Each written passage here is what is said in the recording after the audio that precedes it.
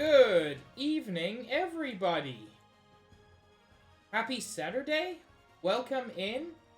Josh, Zach, Toucans, thank you for the raid. Max, thank you for the 4-month resubscribe. It is much appreciated. As well, as always, as anybody who's just hanging out.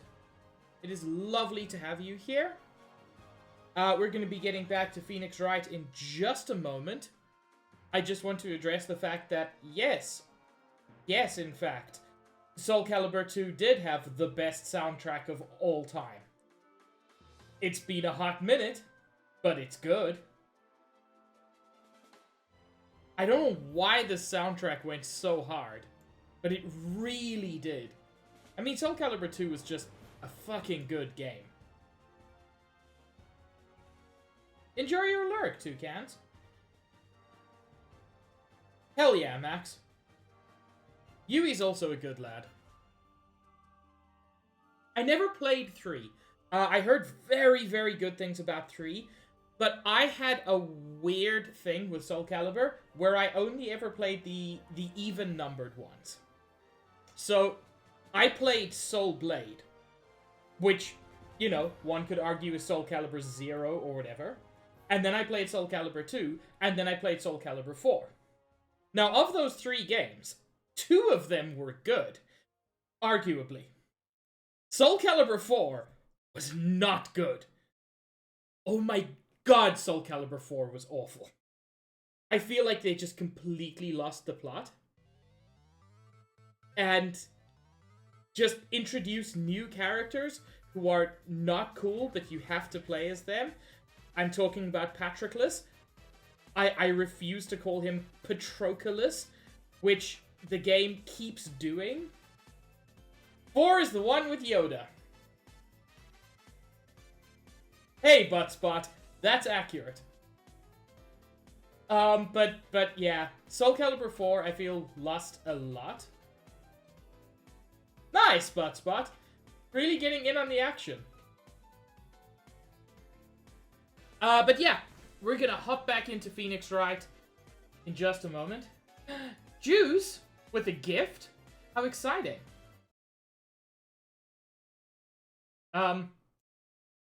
What? Oh! Oh, the gift is suffering! Oh, Juice, you shouldn't have. Let's bean up. Which bean is it gonna be? Oh! Oh, it's one of the classics! Is it Dead Fish? Or is it Strawberry Banana Smoothie? This looks so much like the other one. There we go.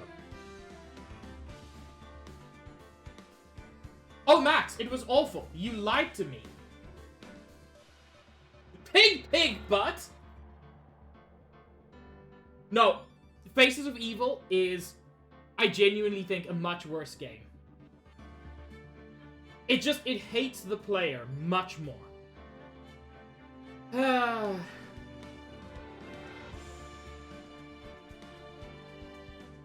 Oh!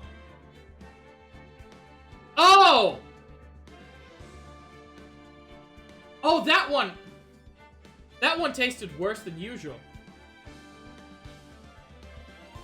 Nah, the enemy placements in Link are much worse. Anyway, we're not here for bad games. We're here for good game? Question mark.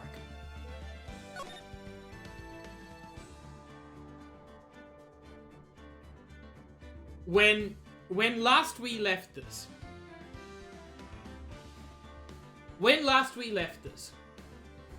we were trying to deal with the fact that we were trying to defend a man who, by all accounts, is obviously guilty. That's normal. But also, Maya has been kidnapped by a man in a skin suit. No one seems to have commented on the skin suit. But he was in a skin suit. This is the wrong game. Cool.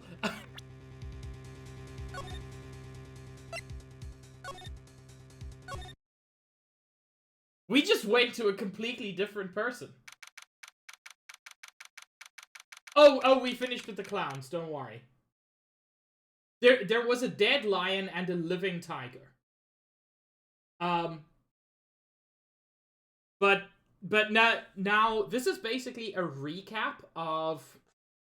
well, not a recap, just like a very similar one to... If you remember in Phoenix Wright 1, there was the one with the silver samurai or steel samurai or whatever the fuck he was. Well, now there's a nickel samurai. And also the dude got killed. And also our client is obviously guilty, except obviously not because it's a Phoenix Wright game. But also this time our client is the biggest douchebag on earth. Big Button Man Butt was back. You know what? Big Button Man kind of works.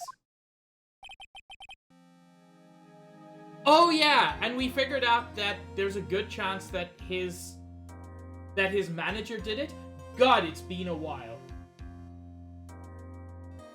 No, Max, never. Butt's butt is a treasure. And I gave this dude a douchey surfer voice. Adrian did it? That's what it looks like.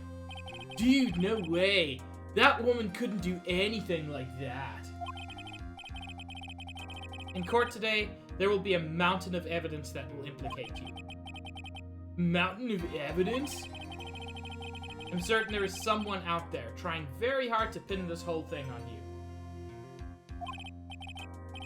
You only say that because he's red and fish-shaped, Max. Please, Mr. Lawyer. Dude, like I said yesterday, I'm refreshing like a spring breeze, alright? You can't let any sort of scandal ruin that. I understand.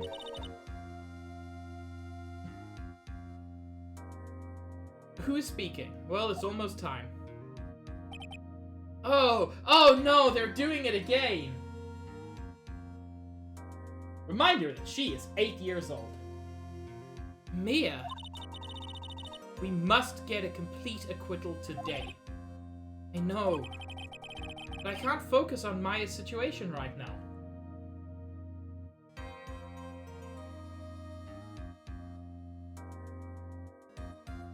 Nah, Max, he's our client. Your client is always innocent.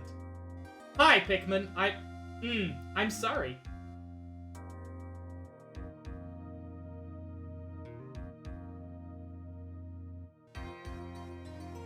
As are you, Pikmin. Hi, Shadow Mage. Or Pearls either. What? No matter what, I have to focus on winning the case by the end of the day. I just realized all the mediums in this school, they all wear baggy, flowing clothing so that they can transform into other people with different body types. That's why they all have clothes like that. So I'm like, how do Pearl's clothes fit Mia? Because that's what they expect to happen.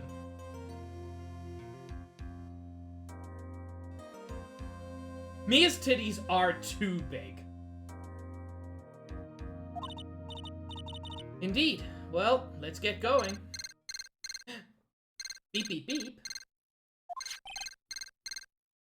It's him. This is Wright. Good morning. This is it, Mr. Attorney. The day of the trial. Maya, she's unharmed, right? Well, when I checked on her earlier this morning, she seemed a bit, how shall I say, tired. Sir, don't worry, people don't die that easily. Besides, what you really should be concentrating on is winning today's trial. For my sake as well as yours, you must win today's trial. Which is why I sent you a little present this morning. It's a turd. in a brown paper bag. I just thought you might enjoy it. Present? What in the world would you want to give to me?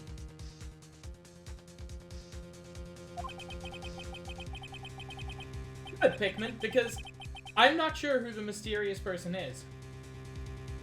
You'll figure it out once the trial starts. Even if you don't like my gift, I expect you to graciously accept it and win the day's contest, if you please. Wait! Kidnapper sent me a present? Mr. Lawyer, dude? Who's that? No one. It has nothing to do with you, so forget you heard anything. I mean, it does, though. This is the only reason we're taking this case, because A, you're obviously guilty, and B, even if you weren't, I hate you. Dude, did your nose just get longer? No, it's the angle. I don't have Pinocchio nipples. What are you talking about?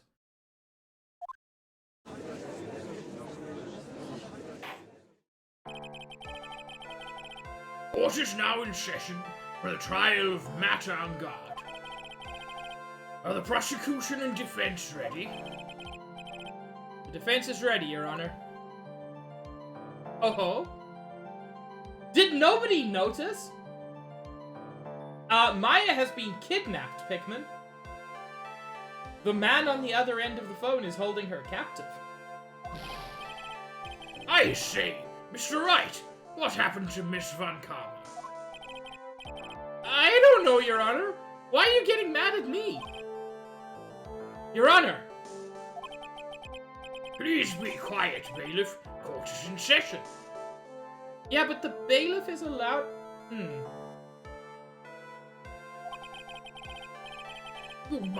If you must tell me something, please keep it brief. Now then, what is it? Prosecutor Von Karma has IBS. Oh shit. This morning, Miss Von Karma was shot by an unknown gunman. What? Oh god. I've got a very mild case of hiccups, but when I do the judge's voice, it becomes an active case of hiccups. I apologize. Oh no. Hiccups during a voice acting game is an awful situation. What? Shot? God, look at Mia's titties. Even in the, like, painted shots. Somehow.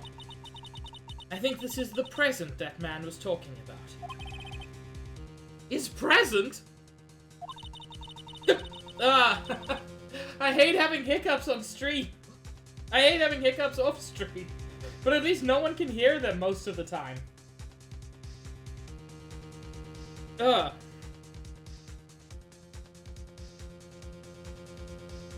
Miss Von Karma is one of the top prosecutors in the country at the moment. If she were to disappear, it would be to your advantage. This is totally insane. Miss Von Karma, is she alright? I don't have that answer. Who is... God, these hiccups are going to kill me. I suspect it is.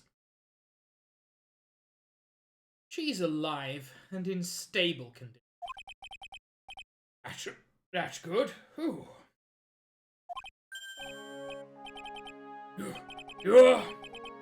I thought he'd show up.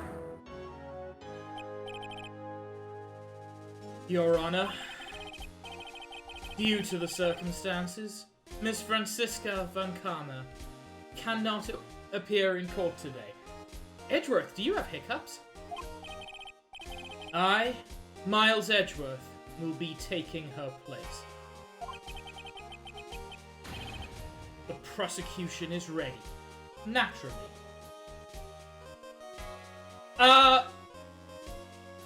Well, as the audience, we found out, because we found out he's been helping Gumshoe.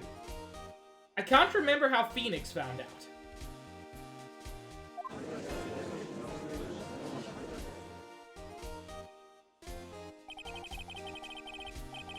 Miss Von Karma was shot in her right shoulder, and is currently undergoing surgery. Luckily, I have looked this case over and am familiar with the details. The prosecution seeks to prove the guilt of Mr. Matt Ungard.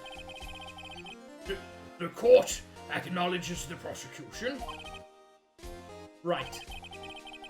I finally found the answer I was struggling for on my long journey this past year. The answer is, I cannot live without you.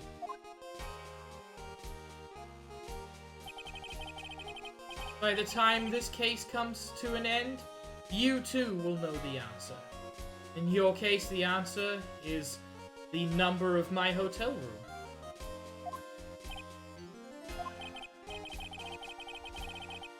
Now then, the prosecution would like to call its first witness. Please bring Detective Gumshoe to the witness stand. Oh God! Look at his face! Witness, your name and occupation. My name's Dick Gumshoe, sir. I'm a detective down at the precinct. For now. For now? After this trial's over, I'm supposed to turn in my badge, sir. Detective Gumshoe? Prosecution has no need for a depressed witness. Lift your head up and face forward like a proud officer, Detective Dick Gumshoe. Yes, sir! I always liked their relationship. Like, kind of, not in the first bit of Phoenix Wright 1, where he's basically a shitbag, but like by cases 4 and 5, their relationship is really solid, and even more so now. Now, let's have your testimony. If we want to explore the various facets of this case, we must start with that. Get ready, Phoenix. This is going to be one very rough fight. Don't worry, because afterwards, it's gonna be a very rough night, if you know what I mean. Yeah, it would have to be with Edgeworth as my opponent, and/or partner. The answer he was struggling for. Interesting. Show me this answer you finally found, Edgeworth.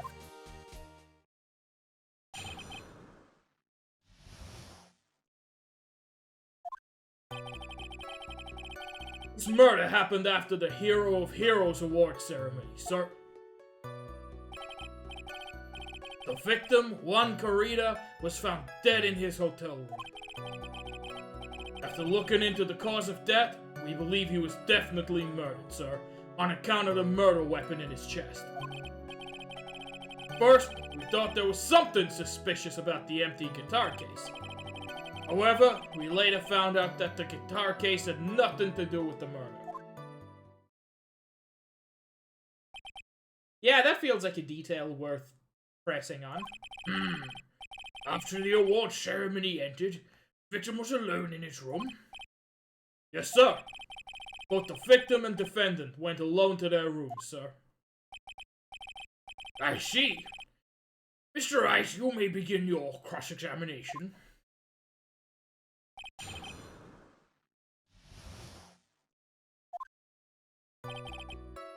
Happened after the hero. I'm just gonna press on everything. Would you please give us a brief timeline of what happened after the ceremony? Okay, pal. The ceremony started at 6 p.m. It ended around 8 p.m. Then there was a short break. A special post-ceremony show was supposed to start in the lobby 30 minutes later. And that's when the victim's body was found, correct?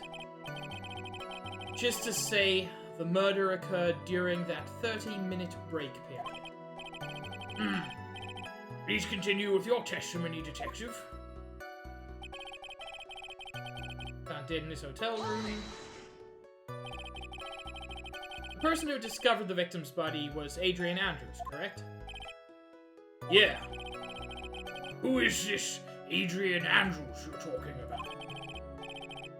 She's the defendant's Madame Guard's manager. She's a really pretty lady, sir. Ah, so she's a pretty lady. I wonder if she will grace us with her presence. When the post-ceremony show was about to start, she went to get Mr. On Guard. After visiting his room, she next went to the victim's room to get him for the show, sir. I see. And that's when she found the victim's body.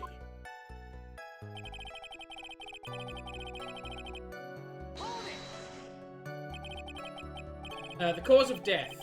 Wasn't that because Mr. Corita was stabbed in the chest? Only a careless amateur would believe something so brainless as that, pal. Take a good hard look at the crime photo. Now, a real pro's attention would be drawn here, to his bandana. Oh, shit! That's actually a good point. He was choked.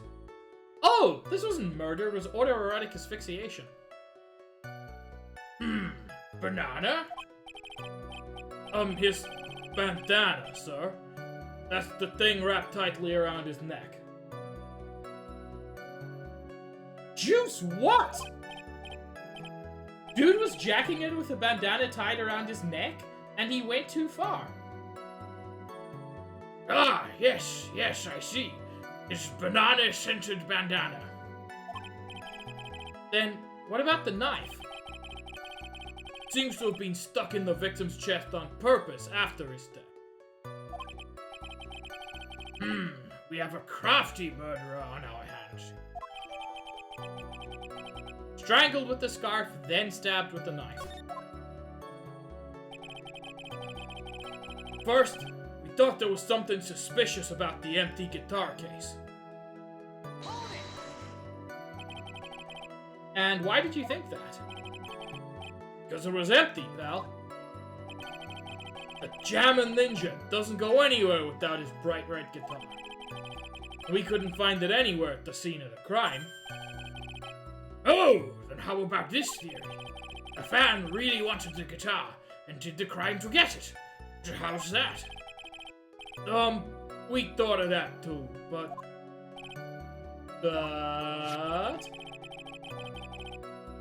The only fingerprints on the guitar case were the victim.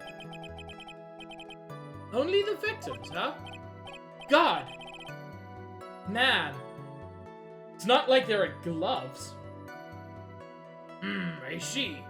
Ah, so much for my theory, then.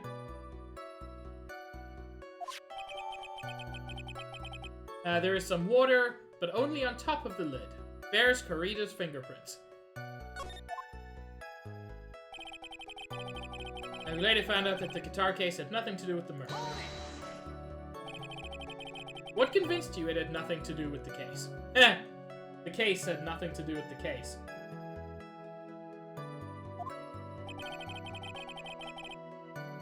The guitar wasn't at the Gatewater Hotel that night. Well then, where was it? A bright red guitar was eventually found at the TV studio. The victim, Juan Corita, had apparently only taken the case with him, sir. Yeah, Max. The Gatewater Hotel, which is also where we met April May. You know, April May, also known as Boobs. So you mean he forgot to put the guitar inside the case? Yes, sir. Even when he was on stage for the ceremony, he didn't have his guitar. So that guitar case was empty even before he got to the hotel. Yeah, that's right. So it really had nothing to do with the case after all. I believe that is enough. First, the victim was choked to death with his bandana. Then, after the victim was dead, the killer deliberately stabbed him with a knife. Which brings me to my next point. Why then did the police arrest Matt on guard? Because there was reason enough to suspect him. Here it comes. Looks like Edgeworth's back in full swing. Very well, Detective Gumshoe, please testify about this matter. Yes, sir.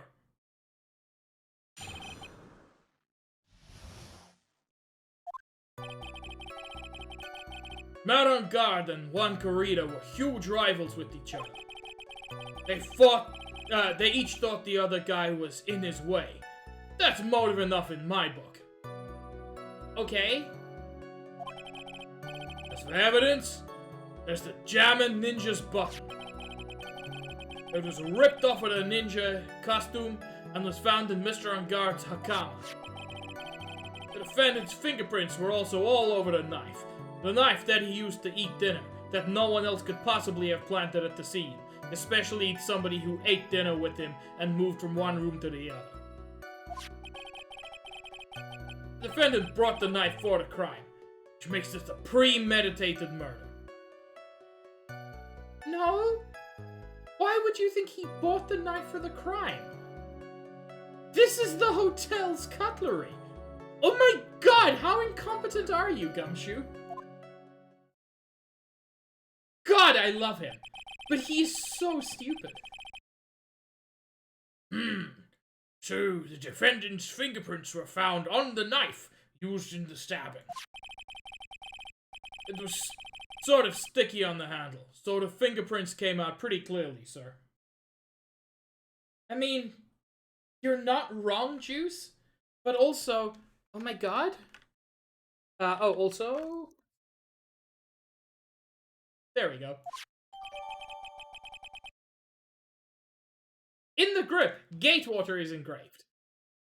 But somehow they think he bought the knife.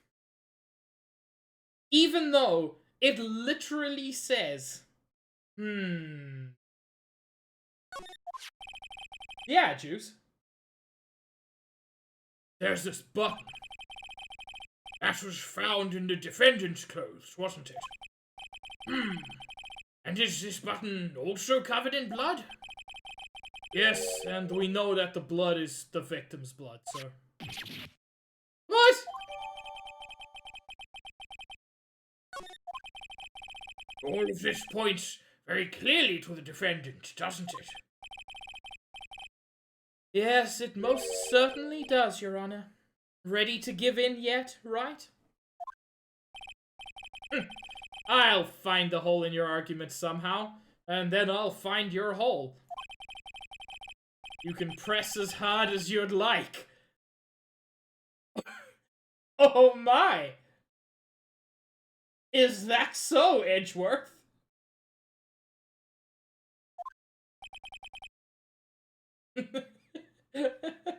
They must have known. They must have known.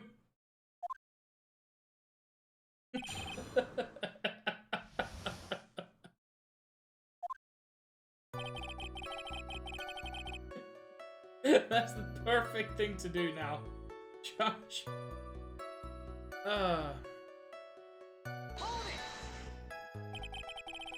In terms of popularity, Mr. On Guard won, did he not? Yeah, but you know what's ironic, pal? Juan Corrida was always one step behind Mr. On Guard in everything. Except dying. He was several steps ahead of him in that department. This year it seemed like it finally caught up, ready for the big final showdown. But Mr. Corrida lost the Grand Prix in the end. That is too bad. He must have been pretty downhearted after losing. Juice! That's such a good combination.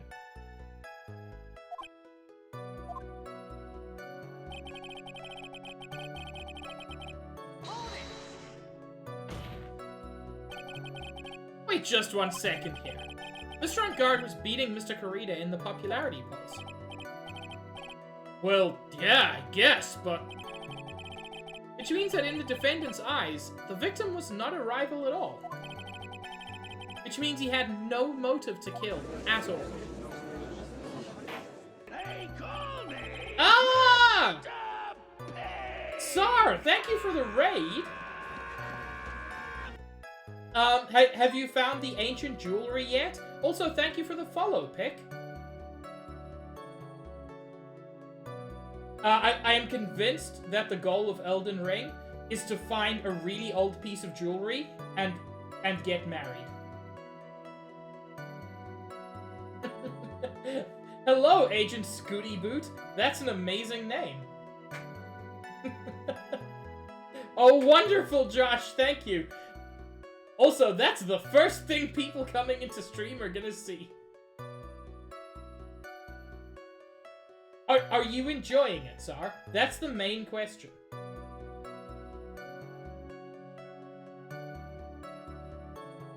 Oh. Then... Okay. So I was going to say then stop playing it, and then I remembered that I played Zelda CDI games 2 weeks in a row.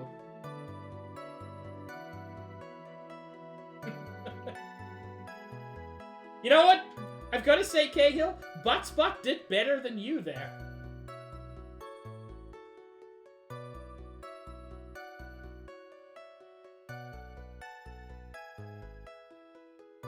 That's fair.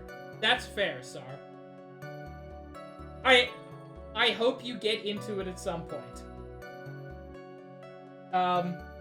Just like I briefly got into Dark Souls, and then I fought Bumblefucking Thundercunt, and that just ruined my enjoyment. It's too late, Bubbles. He's no longer involved.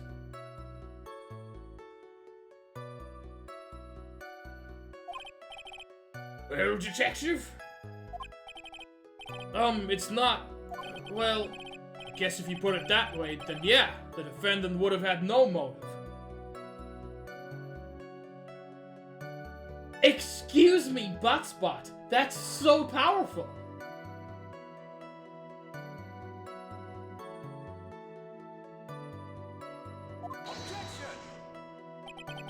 Also, yeah, Edgeworth is back.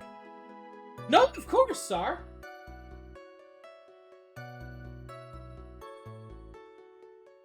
Please, Sar, feel free to. In fact, if you don't mind, I will quickly pull that up on stream, if I can figure shit out. Give me a moment. I am bad at all things. But at this particular thing, particularly.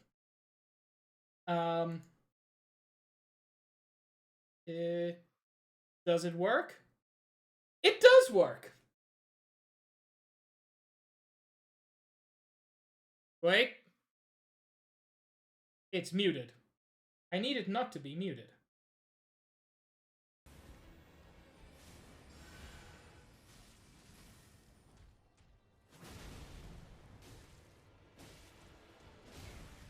Oh!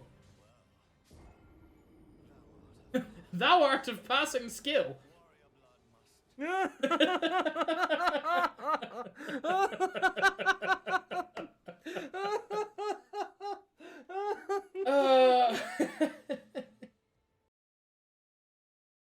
Oh. That was truly wonderful. Thank you, Sar. For sharing with us that wonderful moment. Also, hello, Summer. Unfortunately, no willpower yet. Willpowers.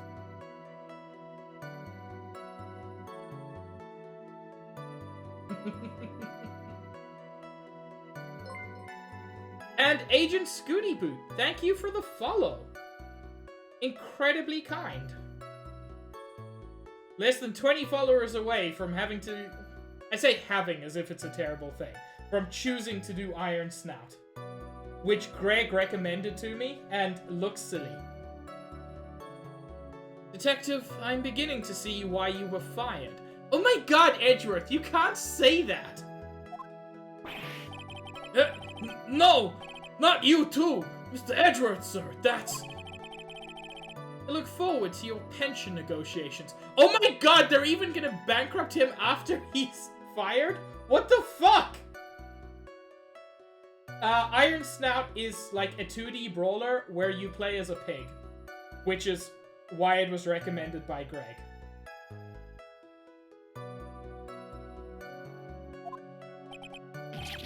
No! Now, detective. Let's continue with the testimony. Oh, my poor pension too. God, this dude's gonna be living off dog food and ramen.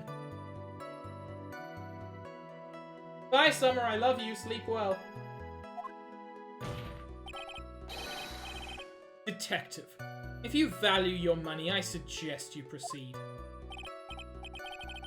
Yes, sir. We can talk about my pension later, sir. So they didn't actually address the fact that there's no motive. They just threatened Gumshoe. What about what I was saying? Thank you for the good night dukes, Summer. As for evidence, there was the Jammin' Ninjas button. You know, for people who don't know this case, or Ace Attorney in general,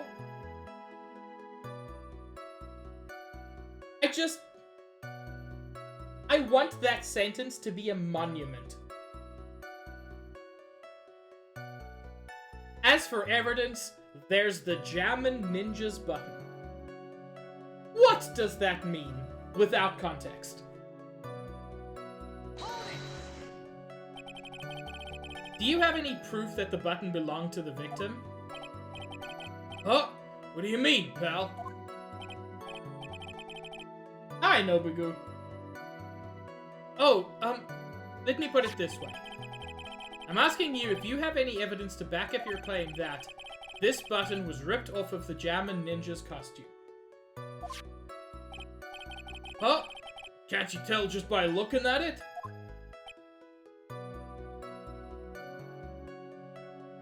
I mean, that's certainly a statement in 10. And the victim's blood is on it. Anyone could have smeared that blood on there afterward. Mr. Edgeworth, help me, sir. Alright, I knew it had to be this piece of evidence. Now to reel this one in. Red. God damn it, with one word, he just fucking murders me. Huh? The button was attached to the costume by thread, obviously. And that thread snapped when the button was torn off. If you match up the ends of the thread on the costume with the thread on the button, it's a perfect match. Fabric tends not to tear that way, but I'll give it to you. Oh god, you're entirely correct, Max. I hate it. Yeah, that's it. They're a perfect match, pal. Ugh. That's Edgeworth for you. Never misses a beat. It was ripped off of a ninja costume and was found in Mr. Unguard's Hakama. When was this button found? Pretty soon after the body was found. We rounded up everyone who knew Mr. Kurita. Then we did a search on them all. That's when we found the button. It was almost immediately after the murder. The police didn't have the free time to lollygag and play tricks, unlike some people. Hey! What's he trying to say about me here? Just because I defended a magician doesn't mean I play tricks. The defendant's fingerprints were also all over the knife. Wait. I should press on this. Of course. How are the fingerprints arranged on the knife? Huh? What do you mean, pal? By examining the fingerprints, you can determine how the defendant held the knife. Hi, Wax. Yes, that certainly is a statement that at one point sent me into kind of a spiral. I'm over it now, but, you know, it still happened. For example, did he hold it normally or overhand? Oh, is that what you meant? Well, we didn't actually think of that. Can't believe the bumbling of this department. Hopeless. Are you paying attention to the testimony, Wright? The defendant's fingerprints were all over the knife. There is no way to determine how the knife was held at the moment of the murder. So is the defendant the owner of this knife then?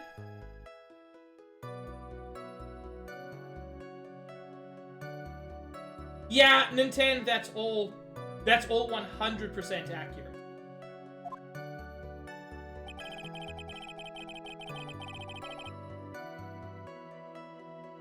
The defendant bought the knife for the crime, which makes this a premeditated murder. The knife that is specifically marked as coming from this hotel? Are y'all idiots?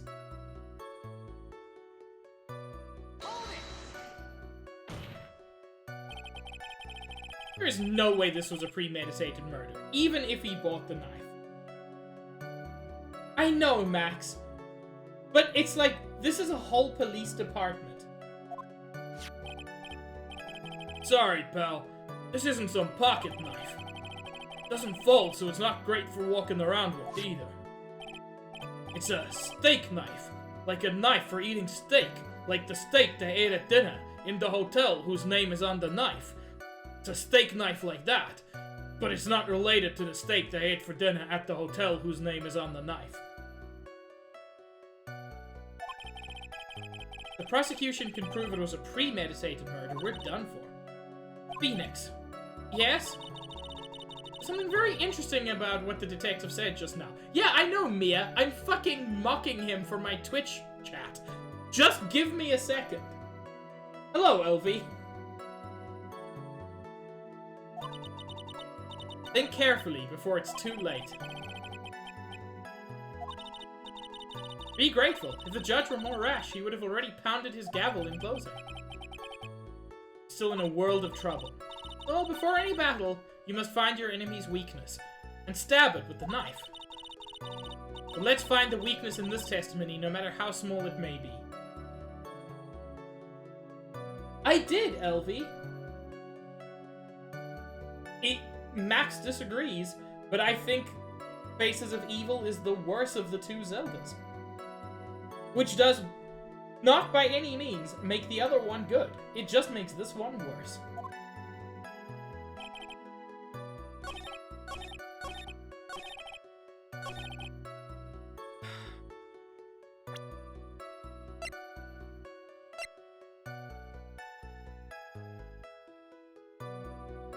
In the grip! Gatewater is in game. How stupid are they? Also, Max, I'm concerned that your ear is bleeding.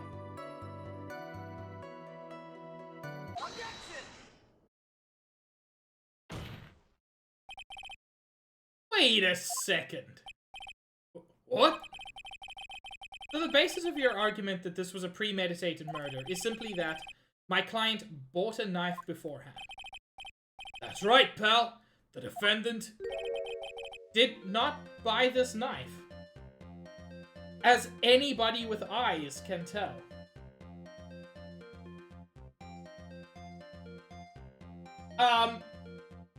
Good, Wax? Question mark?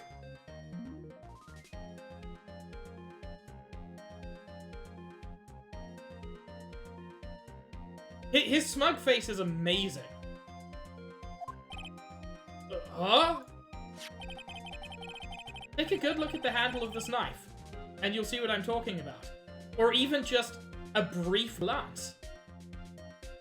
Even just compare it to the other knife in the room where you found the body. Oh? It has a Gatewater seal set into the handle. Gatewater? I think I've heard that name somewhere before. Oh my god! Oh my god. I created this just in time, apparently.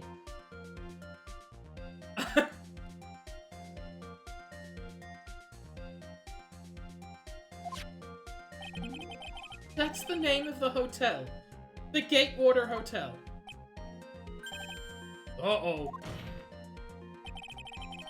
The murder knife was actually property of the hotel. Which means this murder was not premeditated.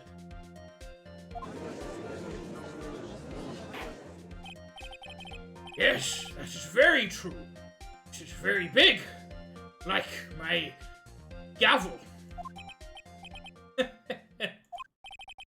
What is it, Mr. Edgeworth? I'm sorry, but the defense is simply too careless. Ah, I didn't see what he said. But this is the important part. I think whether the crime was premeditated or not has already been determined. How so? Oh, thanks, Goody Boot. I admit this knife is hotel property. There is no one currently on the police force that is dumb enough not to realize that. But I didn't... Oh. Oh my god! Stop bullying him, Edgeworth!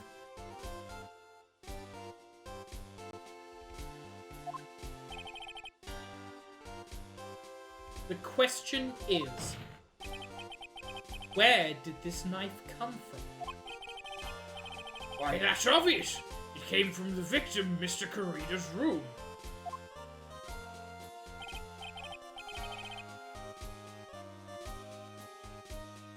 Sorry, Your Honor, but that is incorrect. The victim ate a last meal before he was murdered. With that being the case, I would like to draw the court's attention to what is on top of the table. There is a knife and a fork on the table. Then, where in the world did this knife come from? If it pleases the court, I would like for us to recall the room of the defendant, Mr. Matt on guard.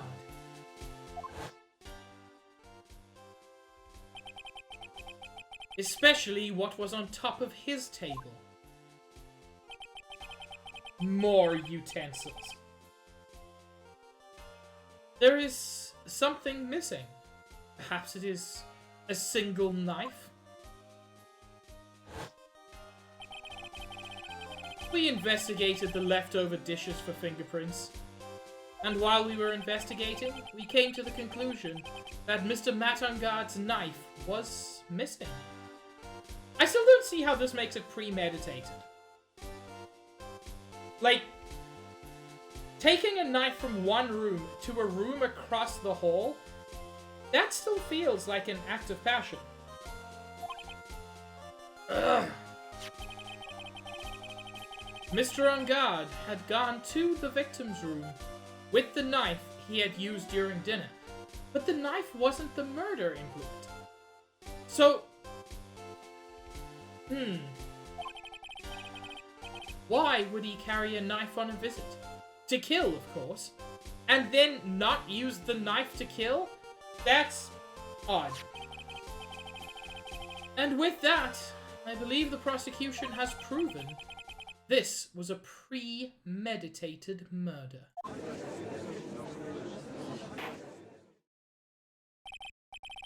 Amazing, Mr. Edgeworth. Absolutely brilliant. A brilliantly clear deduction. Seems like Edgeworth had this planned from the very beginning. This must be one of those traps, and I just walked headlong into it. A murder weapon with fingerprints, and a button from the victim's costume. There is quite a sizable amount of evidence here. I can safely say that any further deliberation is a waste of Your Honor's time. Although, I wouldn't mind if the defense were to present evidence not yet shown to the court.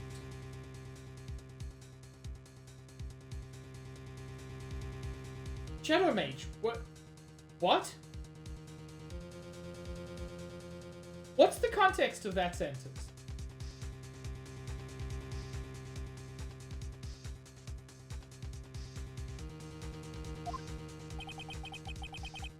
Evidence not yet shown? Oh. Man, I was going to try to make a trap joke, and I couldn't think of a clever way to do it, and then Shadow Mage made it. And I...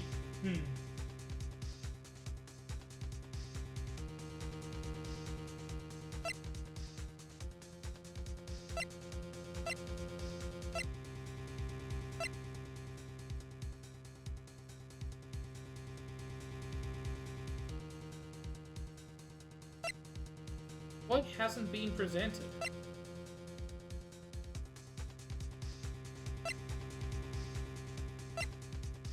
So, there are these autopsy reports. I don't think they're appropriate yet.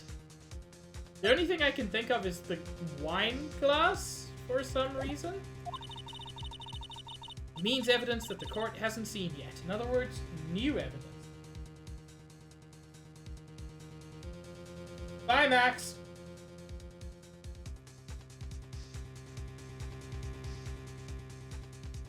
I hope you're doing okay, and if you're not, yeah.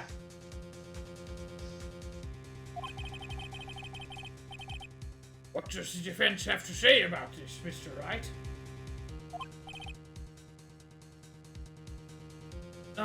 Well, Phoenix. The judge is favoring the prosecution right now.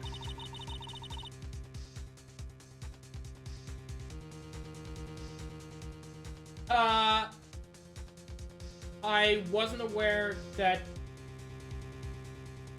I wasn't aware that there were problems with that term, but now that I am aware, I will ask that that the jokes cease. Yeah, and I apologize. Thank you for letting me know, Max.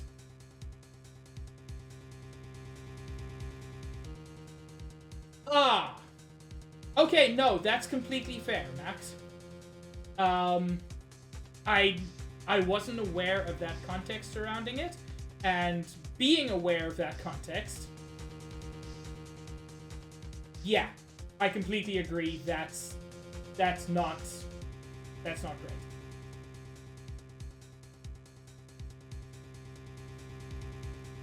Yeah, thanks, Cahill. And can you also briefly time out Buttspot? Because, yeah.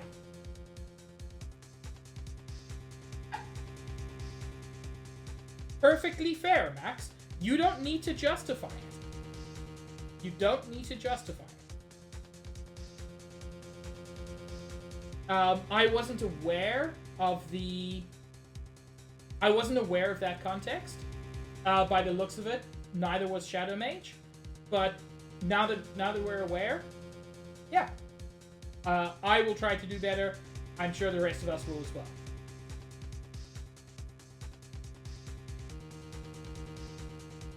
If we answer something wrong here, that gavel of his will be ringing out to the sound of our defeat. This sounds like a save moment.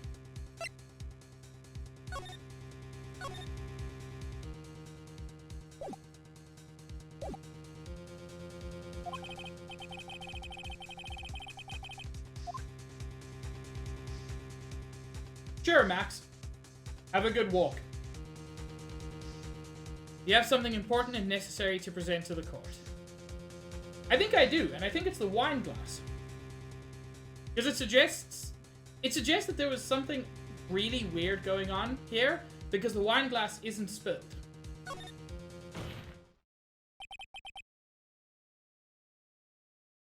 Sounds good. Thank you, Max. There's one.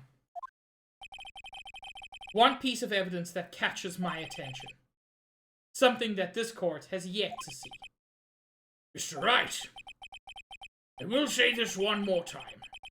I do not feel this trial needs to continue at all. However, I am giving you one chance and only one. What the judge is saying, Wright. Only one. Quickly accurate, Nintendo. What the judge is saying, Wright, is don't try pulling one of your usual bluffs here. If I mess this up, it's curtains for all of us. Holy shit, it really is one chance. Like, if I present the wrong thing, my entire bar is just gone. Ah, I saved a few screens ago, it's fine.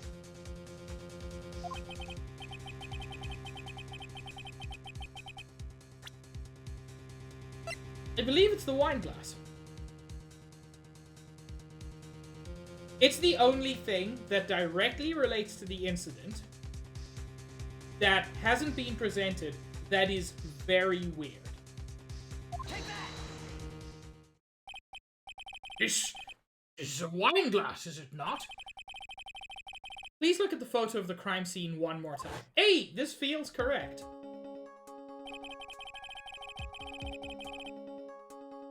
The scene is a mess because of the victim's struggle against his assailant.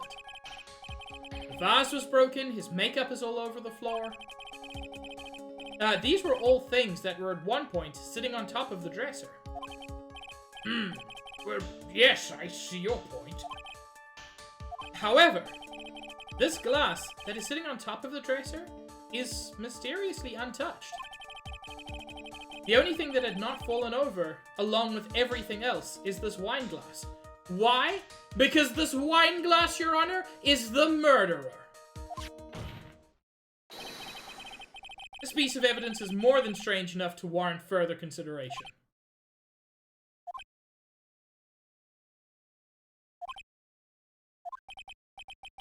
Well, what do you all have to say? Well, yes, it is a little peculiar. Yes, isn't it? I thought it was! And stop looking at me with those puppy dog eyes of yours now. While I think it is unlikely that a wine glass committed this murder, I'm curious enough to find out how you justify it.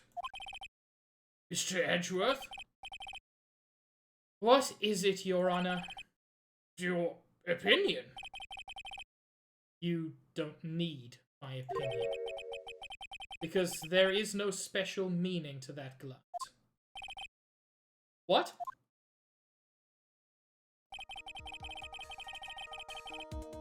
It's safe to say that the glass was set there after the crime took place. By the person who discovered the body, Adrian Andrews, for example. She could have easily been so shocked that she set... She could have easily been so shocked that she set the glass down without thinking. That does sound very plausible. Mr. Wright? Could Miss Andrews really have set that glass down without thinking? I don't think so.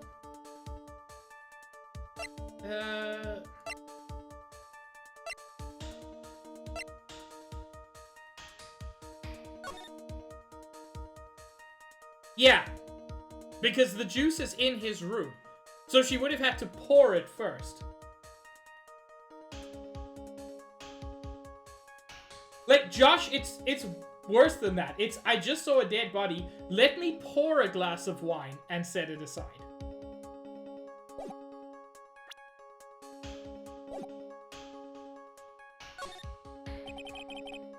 If I appear weak here, the trial is over. I can look for my proof later. For now, I should trust my instinct and point with certainty. I might just fall for it, if you're thought-provoking enough. The defense would like to challenge the prosecution's theory. We would like to see something that proves it was Miss Andrews who set the cup on the table. You've turned the situation on its head yet again, as usual. Mr. Edgeworth, do you have any proof to back up your claim? There's no way he has any. He's just bluffing.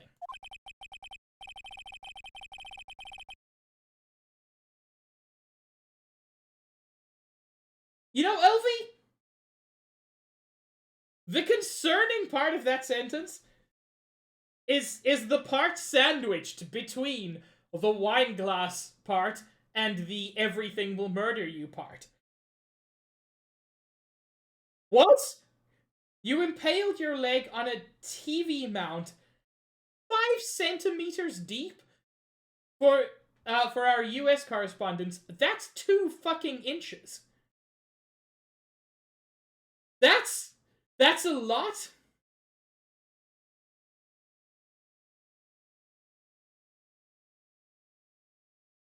Unlike Mr. Wright, I never say anything unless I have the evidence to support it. What? This is one of my favorite tracks. You're not thinking hard enough today, Wright? Did you think this wine glass escaped my notice? Then... of course, it has been thoroughly inspected. For fingerprints.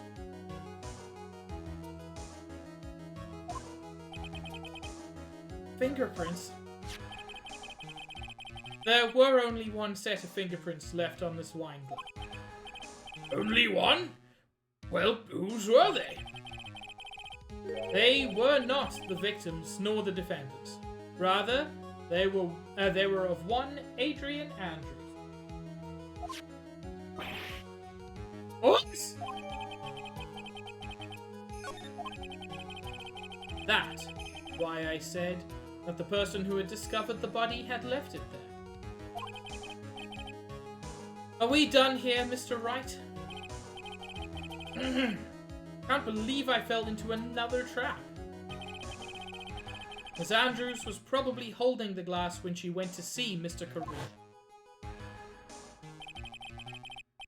But upon seeing his dead body, she was stunned and set the glass down on the dresser. What you just said makes a lot of sense. Tisk tisk tisk. Now do you see, Wright? You can't change any part of my scenario, as it explains everything all too well. I've thought long and hard this past year about what it means to be a prosecutor, and I've also thought about you long and hard. Long and hard. And from here on out, I will show you the answer I have come to discover. Oh, wait a second, Mr. Edgeworth. I think the prosecution has provided enough evidence for me to enter my verdict. Unfortunately, I cannot allow you to pass judgment. The prosecution has yet another witness we would like the court to hear from. Another witness? Yes. Bailiff, please bring in the next witness. What in the world is Mr. Edgeworth thinking?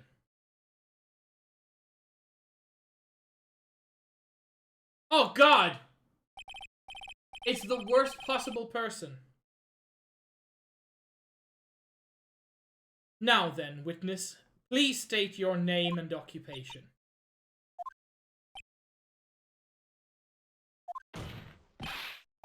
Witness, your name and occupation.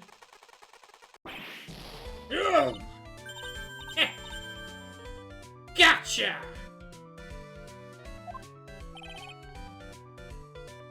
I wonder what happened to that calm composure he had earlier. He got shot with a laser gun, Phoenix! Oh, edgy boy! Ah, that's what Phoenix calls him too. It's been, what, a year since last we met, hasn't it? You should be more happy to see me. saw the report with her testimony, but who knew that under that helmet, it was the wicked witch of the witness stand? I tell you, this time I know what I'm supposed to do. So today, I'm going to tell you anything and everything. Even things that don't have to do with that terrible crime. Miss Witness, that terrible crime is all this court needs to know. Shush! I'm talking to my dear Edgy Wedgie right now. Don't interrupt us, Gramps. Yes, madam? No, please. By all means, interrupt her, please. I'm so happy that Edgeworth feels about her the way the rest of us do. Anyway, witness, your testimony, please. It's true what they say, that youth are hot-headed nowadays. Not that I mind at all, Edgy. Now then, what should I start with? The witness was on security detail at the hotel on the night of the murder. Is this correct, Miss Oldbag? It was a great job being able to see my dearie one. It was almost too much for my little heart to handle.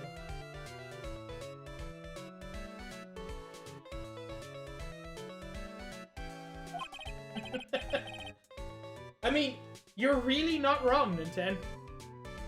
You mean you were a fan of the victim? Look, everyone is crazy over that on guard, saying he's cute in a fresh way or something. But not me.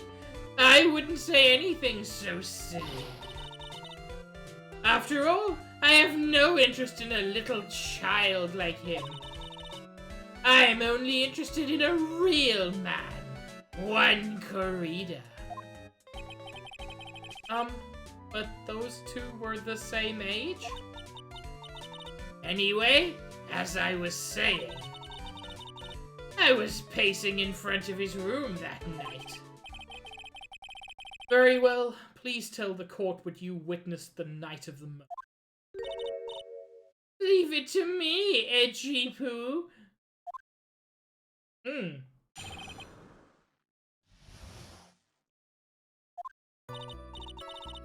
Anyway, after the ceremony, I went to pace around in the hallway in front of his room. There was something I was interested in finding out, you know. Well, since I was on the job, I made sure to keep a good eye out the whole time. That's when someone showed up. It was a man coming out of poor one's room. It was on guard, Matt on guard. He was trying to sneak his way out of one's room. Calling it now, he was in costume, she didn't see his face, because this is a rehash of a previous case. Rehash is too strong. It's not like it's beat for beat. This is an homage. Mr. On Guard came out from the victim's room. See? It has to be him. He's the murderer. I see. Very well, Mr. Wright. You may begin your cross-examination.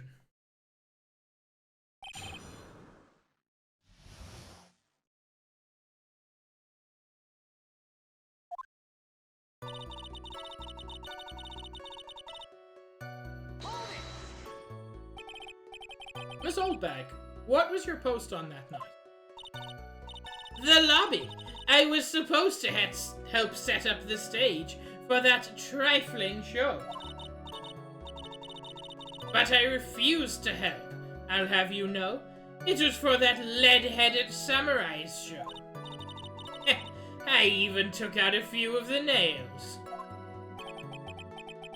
Maybe it was a good thing the show didn't go on? Besides, that manager with the glasses seemed to be working hard at it without me. Okay. That's a problem. That hurts the theory that it was Andrews who did it. Because she was setting up the stage. So I thought I'd take a break and spread my wings a little. And that's when you went to hang around the victim's door? Something she was interested in finding out. Something you were interested in? Just what was that? It's not some little thing I can just go around telling everyone you know. You wanted to find out how big his dick was. We understand. It's top secret between me and one. Oh, and Edgy Poo, of course. Mr. Edgeworth, what is this thing she was interested in? I have no idea. I despise gossip, Your Honor. Gossip? But should it prove relevant, we can always have it appended to a testimony later.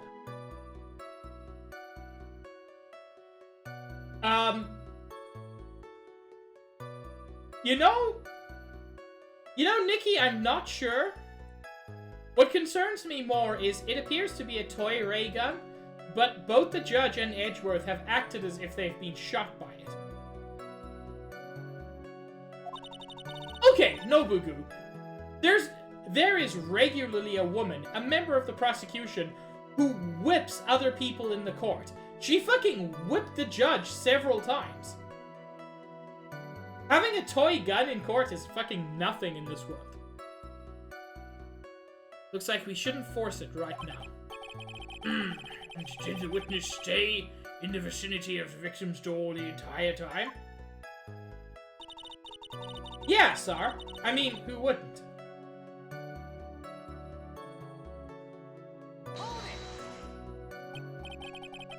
Oh? Then, would you tell us the number of people who went in and out of Mr. Karida's room?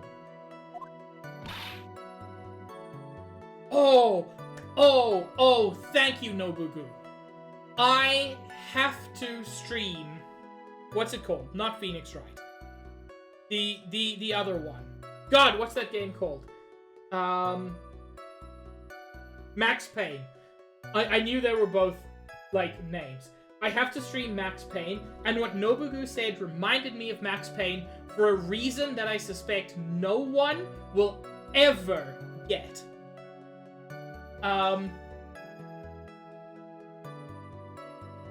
What Nobugu said reminded me. Sir, I did nothing. I don't know what you're even talking about. If anybody can find the connection between what Nobugu said and Max Payne, I will literally gift them a sub. I will be that impressed. Wait, she doesn't know how many people went into or out of it, even though she was supposedly watching very carefully. I have no idea. I wasn't born so I could count things for those who didn't pay attention in class. It is not at all, Josh. The reason nobody will get it is a reference to a TV show in universe that you can hear like one scene that lasts about 30 seconds if you stand in a very particular place. But it's been burned into my head ever since.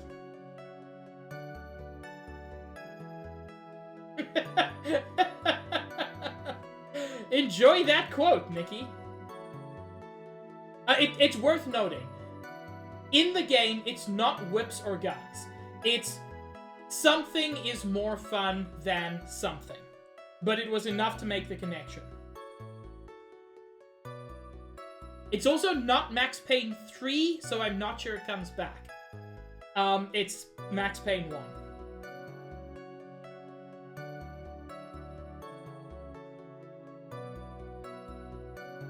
That's why ever since I turned 20, I quit keeping track of how old I really am. Yes, well, that would explain why your age was not included in the report. Wait, really? That's amazing!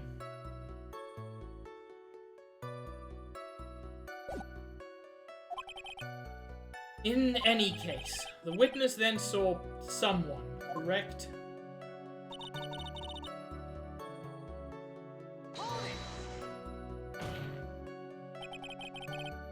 Who in the world was that? I'm not allowed to say. This sort of information has to be carefully guarded from the masses, Sonny. I'm not the masses. I'm the defense attorney. The man that came out of one's room? It was... He was... Yes, he was. Ah, I'm too scared. I can't say his name out loud. Oh my god, I just noticed she's married? Oh, what I wouldn't give to have Francisca's whip right now. She's wearing a wedding ring. Well, I guess I can tell you, since he was such a bad boy anyway. It was on guard, Matt on guard. Trying to sneak his way out. You saw my client? Are you sure about that? You see? Really? Annoying brat, when I say I saw someone, I saw that person. Yeah, last time that wasn't true. Why do I get a sense of deja vu? Maybe to avoid a repeat of last year, I should delve into this a bit further. Yeah. The person's face. Please tell the court about the man's face in more detail. You don't need me to tell you about his face. That soft, gentle look in his eyes and effeminate lips. His right eye covered by his... His what eye?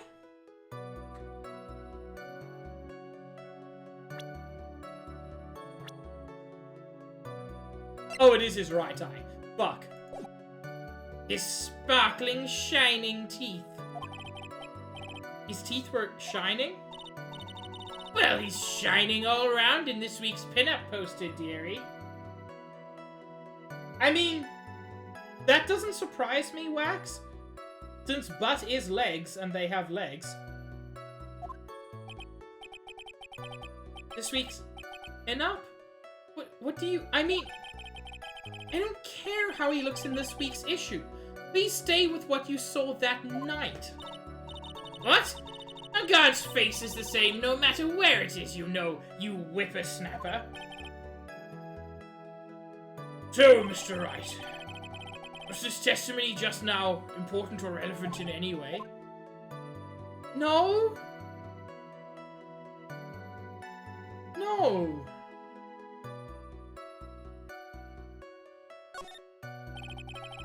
I guess it really wasn't that important after all.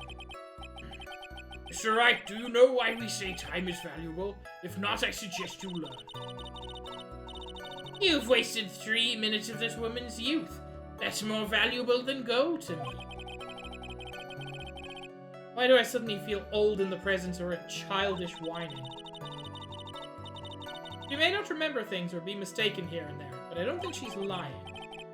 That's bad for us, really bad. But that's how the human mind is. It also has the tendency to jump off topic. She's strayed onto a few interesting side topics this time too, hasn't she? That's what makes her a sweet old lady, right? Mia, are you mad? That's because you're not the one who has to question her.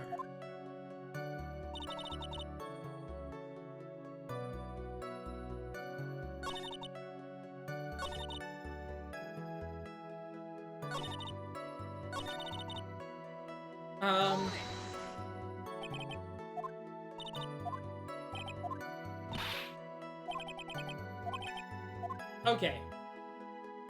What about the clothes? Please tell the court about the man's clothes in more detail.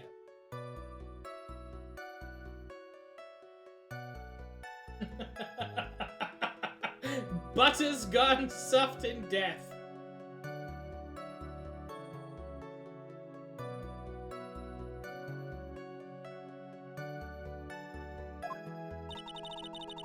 What a troublesome man you are. Really, as if something like that matters.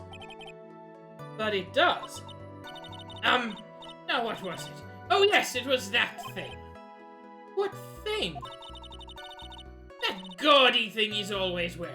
That racing jacket. Okay. If he wasn't wearing his full costume, then how did the button get into the pants of his costume?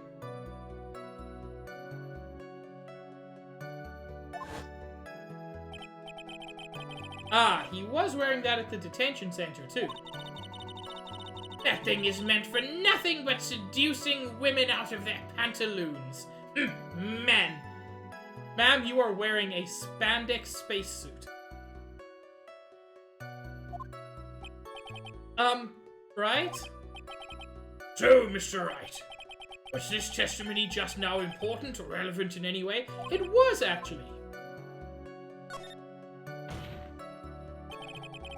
Of course it was important, Your Honor.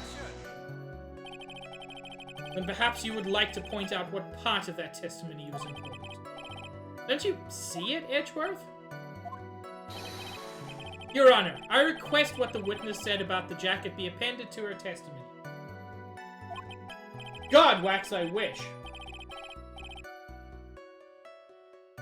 I don't know who that is, Scooty Boot, but I'm taking that as a compliment? Question mark?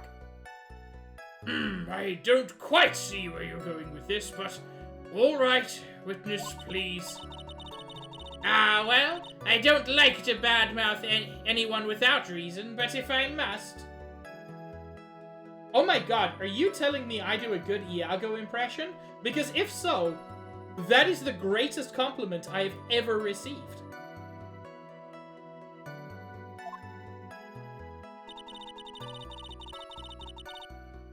He's wearing his flashy racing jacket. Honestly, it's all for show.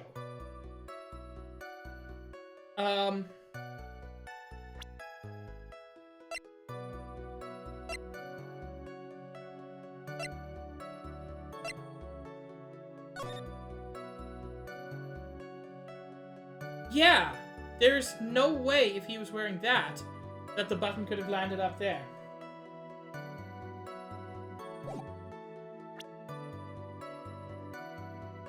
I'm still gonna save, because I feel like I might be jumping a step ahead, because these games are like that.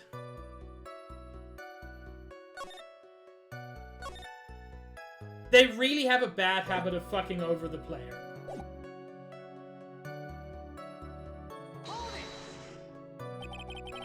Are you sure the defendant was wearing a racing jacket? What do you think? It's not like I've seen him in anything other than that horrible thing. I'm sure he was wearing it. She is so sure of herself that it's to the point of self-absorption. Yeah, again, I don't think she's lying.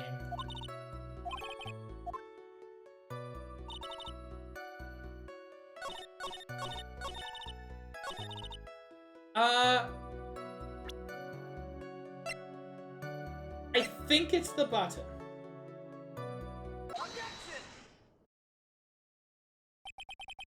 Miss Oldback. What? Don't say my name for no reason? Do you know what this is?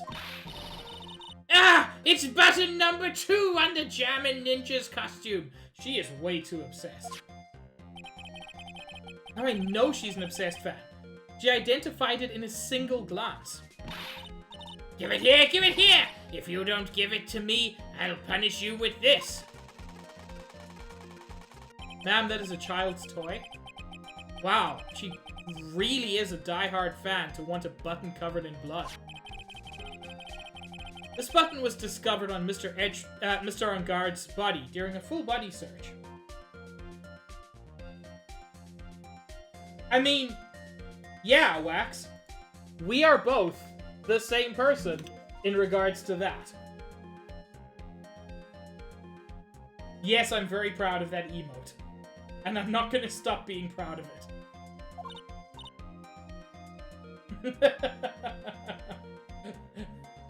For gore intensifies. Cahill, cease! See? See? This button proves beyond a shadow of a doubt it was that rascal Enguarde. It was caught up in the pleats of his nickel samurai Hakama pants. See? See? And Enguarde is the nickel samurai.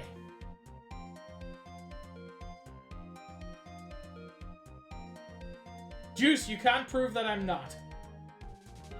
Also, Cahill, I do plan on playing all of these games.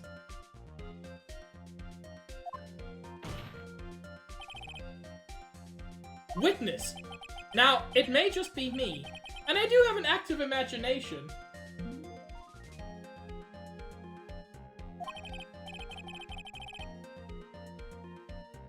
God. Nikki, you have just cursed us all. Just now, didn't you say that the defendant, Matt Enguarde, was wearing his usual racing jacket? Ah, I'm so sorry. Sorry that you judge people based on what they wear.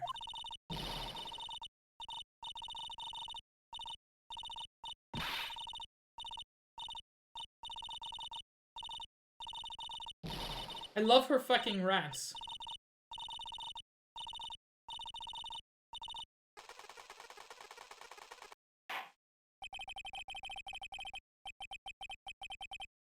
How is it Juice's fault?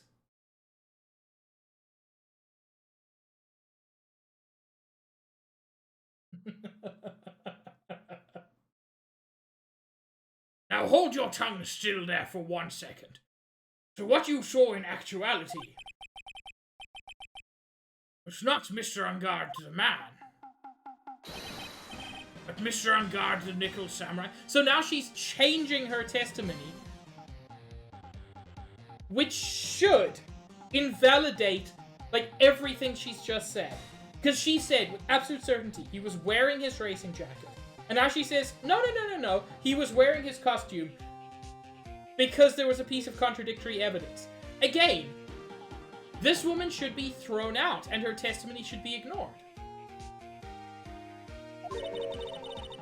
But when you think about it, they're really one and the same anyway. We've been over this before. My god, anybody can put on a costume. No, Bubbles, it just frustrates me. This old bag, this is a very important point we're talking about. Oh yeah, I know, Wax, it happens all the time.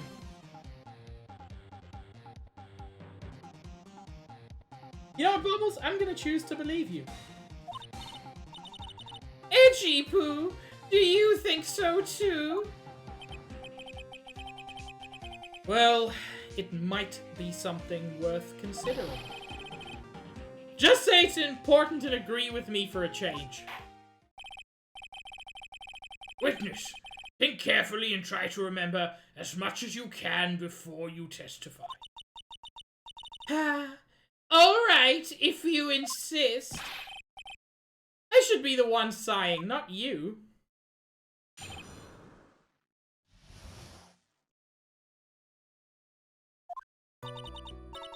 Wax.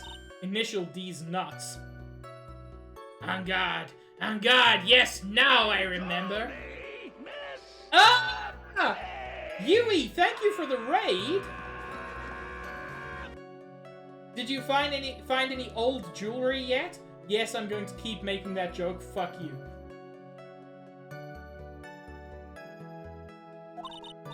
The Nickel Samurai, that's right. It was the Nickel Samurai that I saw.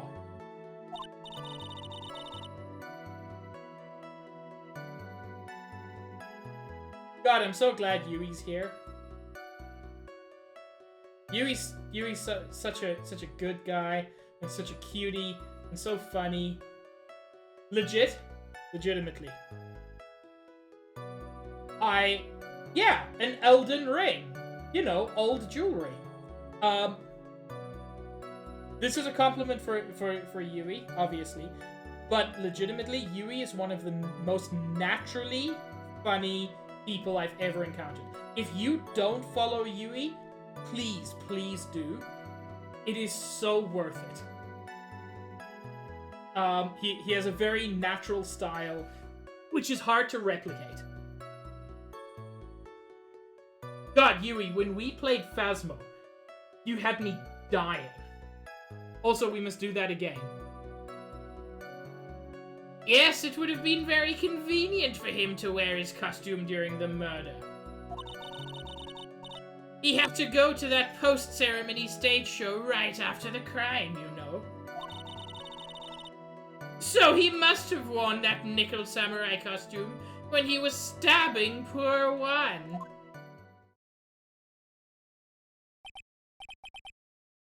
Sure, Yui. I knew it. I knew you'd say he was inside that costume. What? Did you think there could have been someone else inside that costume? Of course I do! That's how costumes work. Don't be a bad little boy thinking such rude things. But the possibility does exist. Ah, youngins today. I told you, there is no way it was anyone else. How do you know that? Because I said so, and what I say is the truth. Oh my god. So, whoever shot Von Karma, couldn't they have shot her instead? It would have made everything so much better. At least she's just as delightful a witness as she was a year ago. Mr. Wright, you may cross-examine the witness.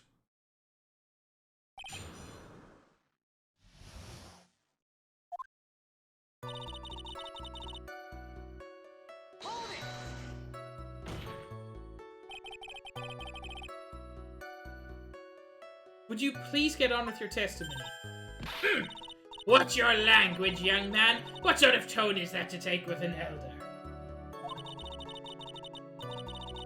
I mean, she's already got a ray gun, Wax.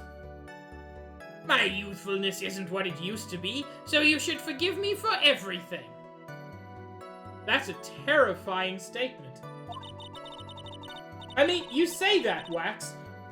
It worked on the judge and on Edgeworth.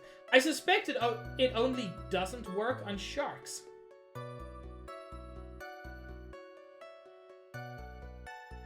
My god, Ninten. You've solved the puzzle. If you keep on barking at me like that, I'll start singing at the top of my lungs.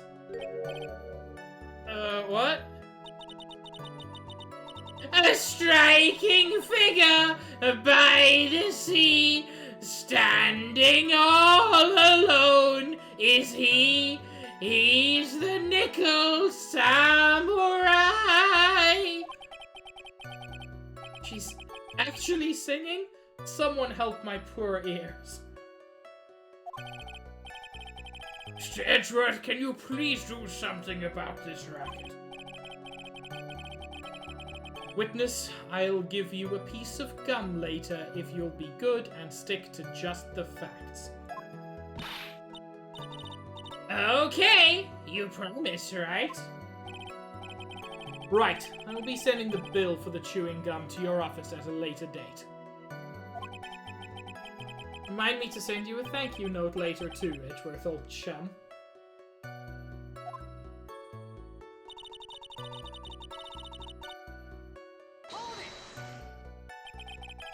Be a little bit more careful with your testimony. Not too long ago, you said he was wearing his racing jacket, and now he's not? Not too long ago? Then let me ask you this. When you were itty-bitty, what was your grand dream? What? That's irrelevant! But... What? Huh? What did you want to be when you grew up, whippersnapper? My dream, huh? Well, I wanted to be a Judge Wagner, hero of the public's court. So what? So, you wanted to be Judge Judy, basically. That's amazing. See? And look at where you are now. You're not Judge Wagner, are you? Are you? There is a difference between a child's dream and what you testified literally 4.5 minutes ago. Well, what I said earlier. Who puts any weight into things like that? The court! The now is everything. I can't be held responsible for the past. That's a terrifying thing to say. Since when did court become theatrics over testimonies? All that matters is that man was inside that costume. Isn't that enough?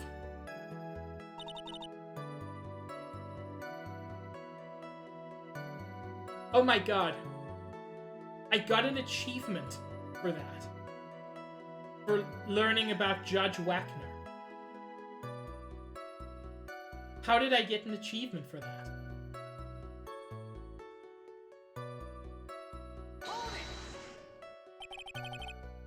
Why would that be?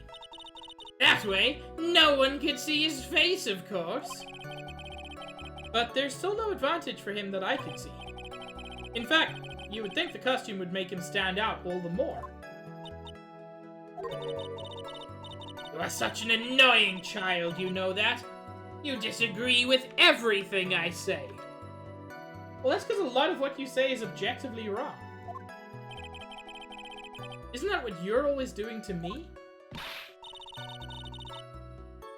I got it! Maybe it was more troublesome for him to change in and out of his costume.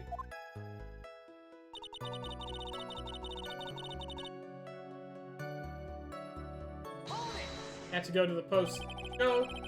Was there anyone else scheduled to appear at the post-ceremony show? Well, all the contestants were supposed to go on stage in a friendly gesture thing. That included the Jammin' Ninja? Of course it included him. That's why when On Guard came out of Dear One's room, I didn't give it a second thought. I see. Well, anyway.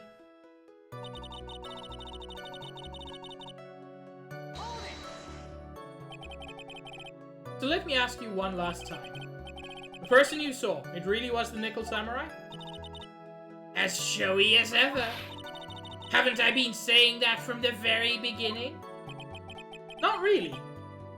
Can I throw in the towel yet? You don't need to think too hard on this one. Huh? There's a There is? I didn't notice it. Okay, there's a contradiction in her testimony. The question is what that contradiction means for us. Well, I'll have to figure out what you're talking about first, but okay. It was the Nickel Samurai I saw.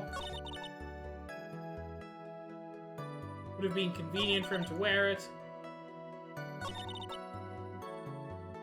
Ah.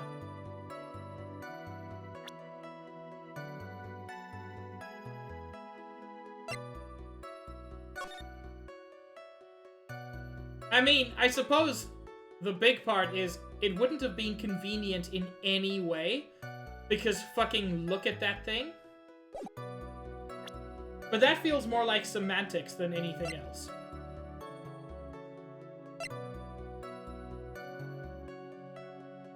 I don't think it's anything from there. Huh. The knife, maybe? Although I don't see why the knife would be an issue. Ah.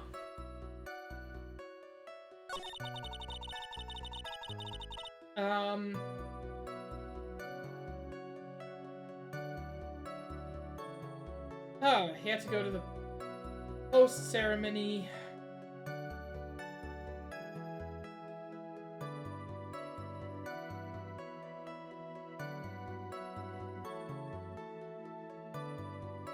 Yeah, the knife is all I can think of.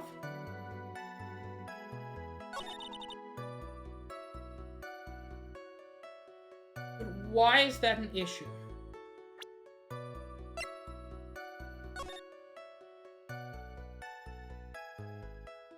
His costume has gloves.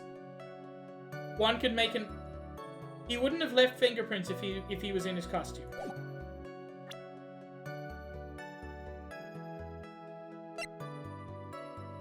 He wouldn't have left fingerprints if he was in his costume.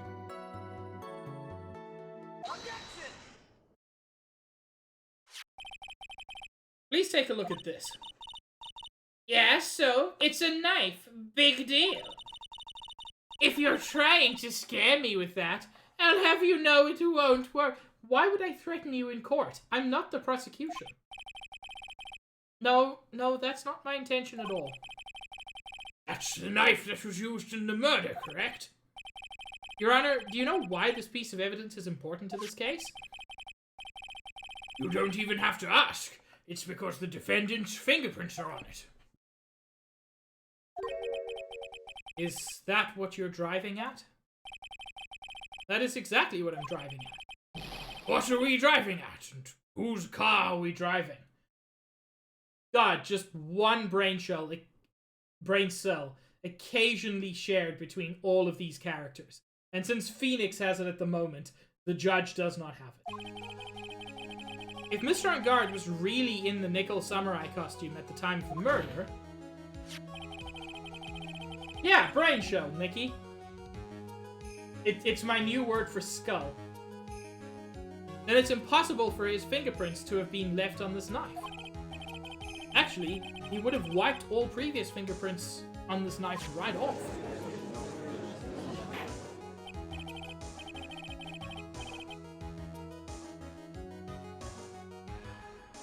Oh, that's right. The nickel samurai wears gloves, doesn't he? Probably took his gloves off before he began the stabbing.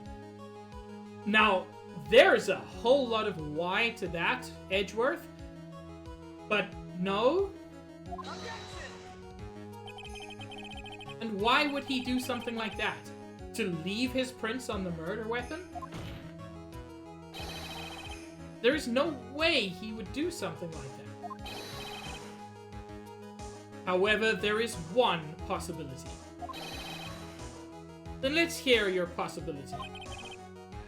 It's very simple. The defendant went to the victim's room while in costume as the nickel samurai. At that time, the defendant held no intent to murder. He was probably just going to relax and talk with the victim about the stage show. Which is why he took his gloves off. Yeah, but you say he took the knife from his own room with the intention to murder. This doesn't work with your own statements now, Edgy.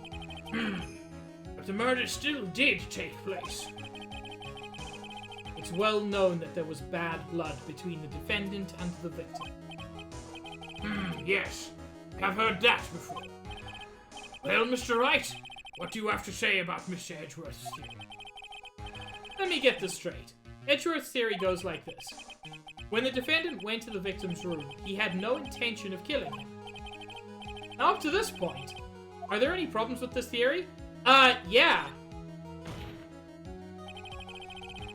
This theory contradicts something in an earlier testimony.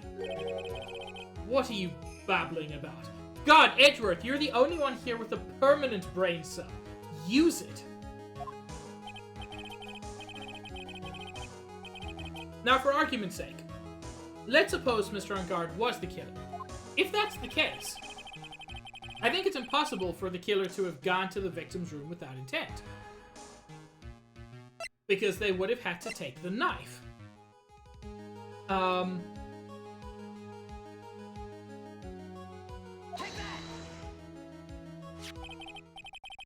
This knife. This was used by Mr. Ungard for dinner. Yes, we did establish that.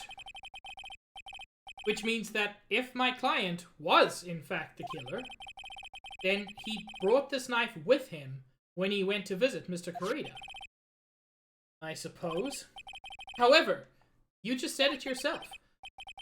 At that time, the defendant held no intent to murder. If that were true, then why would he bring a knife?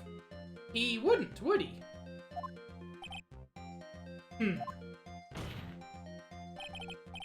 Which means, Mr. Edgeworth, your theory was flawed from supposition 1.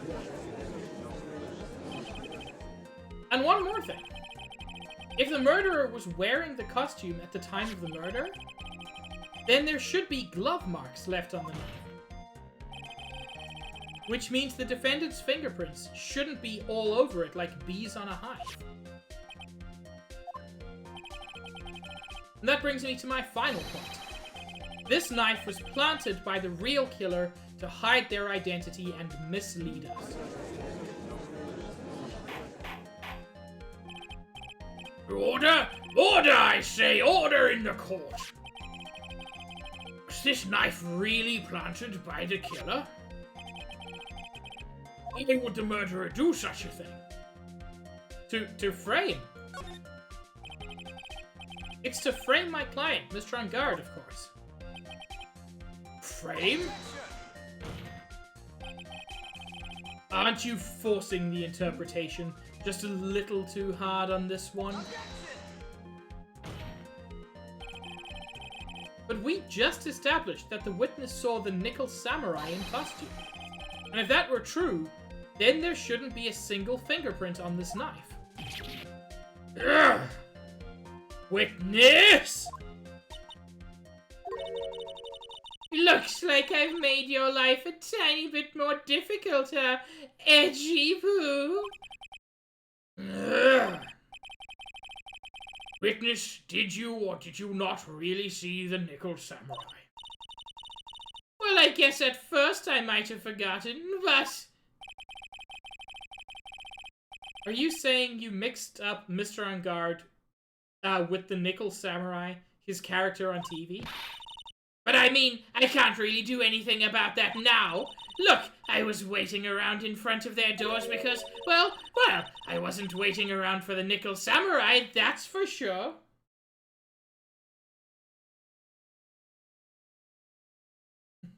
He really is, Wax. She wasn't waiting for the nickel samurai? Alright then. Who were you waiting around for? That's top secret to anyone outside of security. I have a feeling that you were waiting for Mr. One Kurita. Am I correct, witness?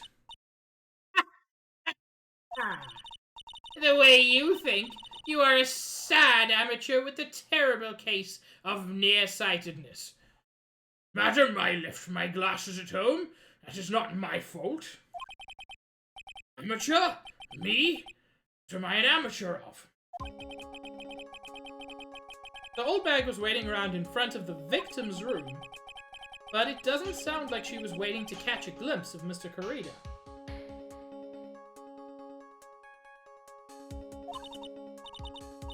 Oh yeah, Waxy's awful. Maybe Phoenix. Maybe the old bag was waiting around for that person. Oh my god. She was waiting around for that man. You know, the terribly named character from, I think it's Guilty Gear. If it's who I think Mia is hinting at, it's certainly possible. Miss Oldbag. You were waiting for this person to come out of the victim's room, weren't you?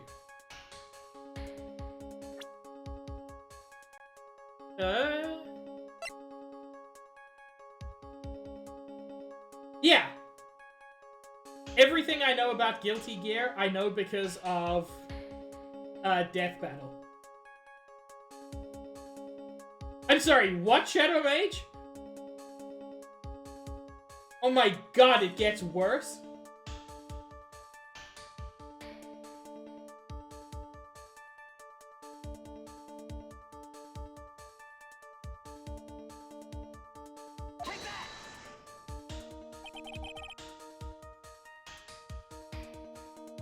Who is this person? Okay, Zach, one day, we're gonna sit down. I'm going to explain Xenoblade lore, you're going to explain Guilty Gear lore, and we're both going to get deeply lost. This is Adrian Andrews, Mr. Angard's manager. But why would the defendant's manager be in the victim's room?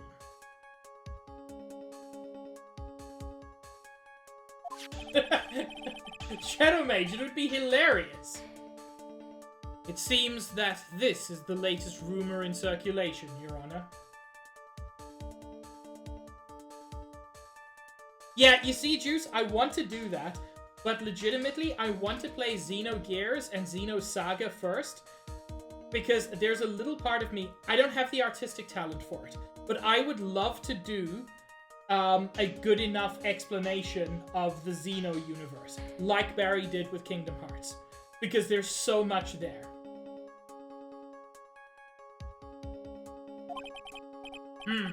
Oh, this is...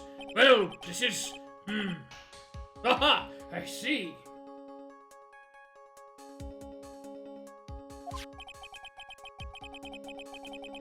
The judge seems to be really into the article, if it can be called such a thing. And this manager with the initials AA, are you saying it's A.A. Milne, author of the Winnie the Pooh stories?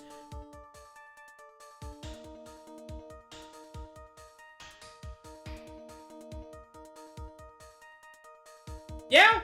Yes, Goody Boot! I am part of the same stream team as Barry. Just some stinky lad, Nobugu.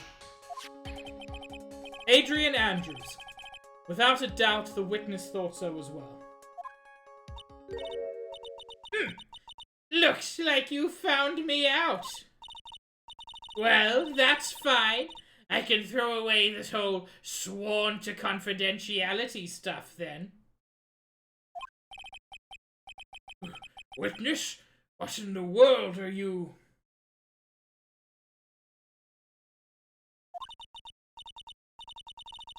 Shout Phoenix, I've got a bad feeling about this. A very bad feeling.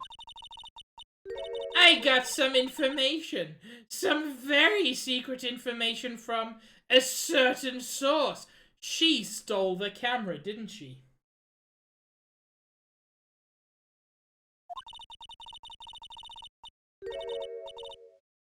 So that's why I was doing my own little investigation. In secret, of course. But what for? Oh, just for myself. Personal reasons and all that. I need something to jill off to at night. I'm sorry. That is the most awful thing. No.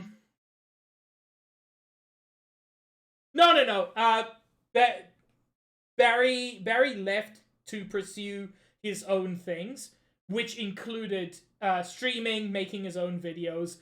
It was just editing for Game Grumps was... Editing for Game Grumps had started as, like, what he wanted to do, but then as he grew his own pursuits, he didn't have time for those pursuits. And so he left Game Grumps to pursue his own things. Game Grumps hired, what was it, Kevin, I think, who was also a wonderful editor. I don't really follow Game Grumps anymore, but as far as I know, there's no bad blood between Barry and the Grumps. They don't work together, but that's just because they do their own things. Well, Mr. Edgeworth, how will you proceed from here?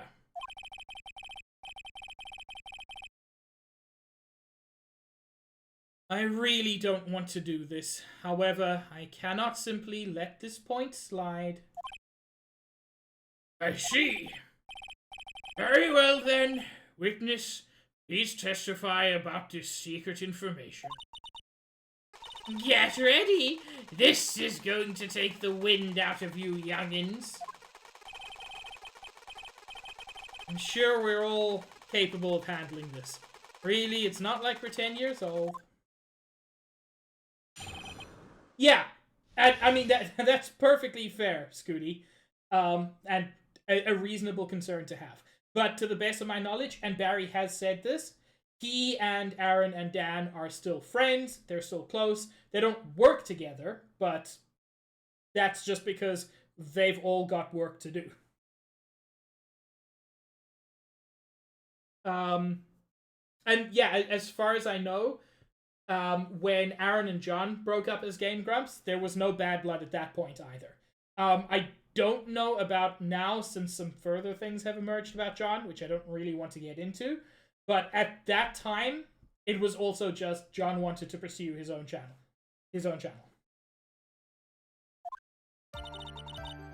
That on guard is one evil, evil man. He thought he could ruin poor Jan, for one, by causing a huge scandal. So to do that, he sent his own manager to get in close with one. I cannot condone such dirty tricks, so I took action. Oh, and this top secret? Oh, and this is top secret, you got that? Nobody else but you and me know yet, okay? Hello, Gummy.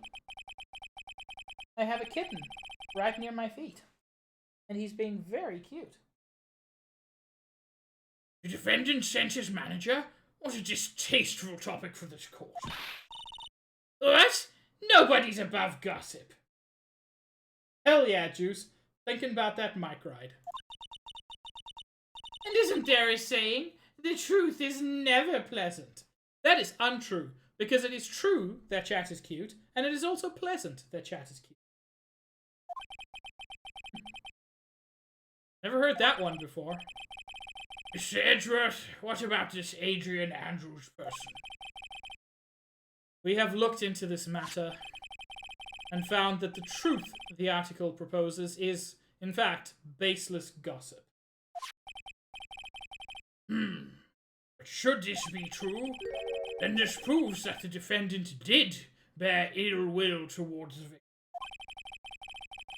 This means I have to smash this rumor once and for all. Now then, Mr. Wright, you may cross-examine the witness. Be careful. The old bag seems rather excited right now. That's right! On guard is nothing but your average foul-blooded youth. Well, as the old saying goes, you gotta burn old bags with fire. That's not a saying. And Phoenix, as awful as she is, don't set her on fire? At least not in court?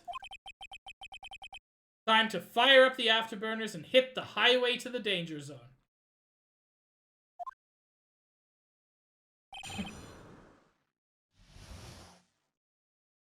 Acid is fine.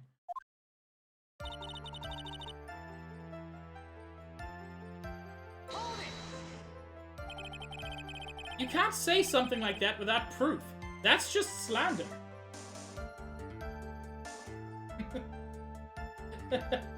Nikki, thank you. I couldn't remember the line. Thank you so much, Nikki. But it's true. That woman was getting intimate with poor one. Look, it says so right here, doesn't it? Manager to the stars, Miss AA. But the name of the magazine this comes from is Gossipland. Wait, are you saying that gossip is all just a pack of lies? What do you know?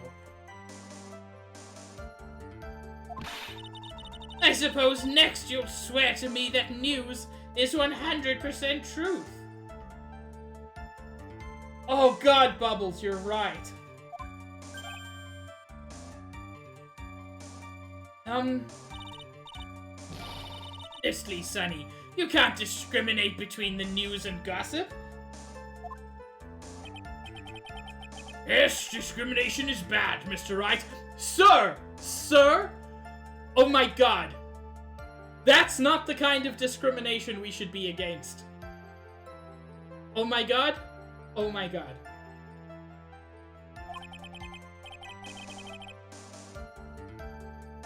Discriminate? When did I do anything like that? They're just alternative facts, Mr. Wright. I have my truth and you have yours. Anyway, Mr. Engard will never get me to say touche. Is that what you say? When you complete?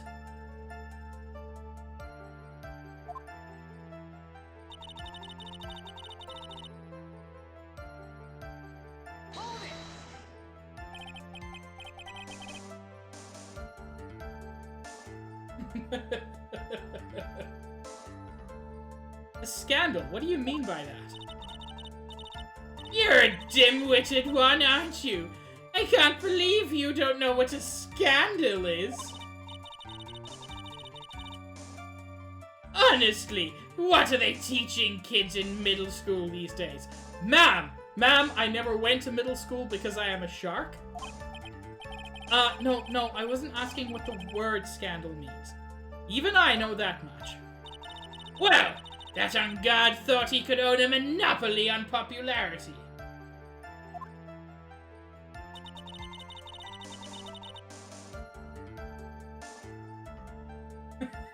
Mickey, stop! Yeah!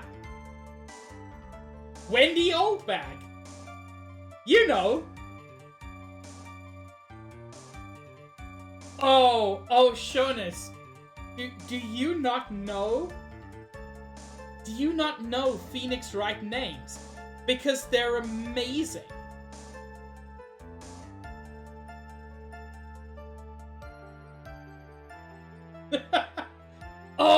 Oh, they're so good. I can't think of any great examples now. I mean, no, Yui, her first name is Wendy, like Windy.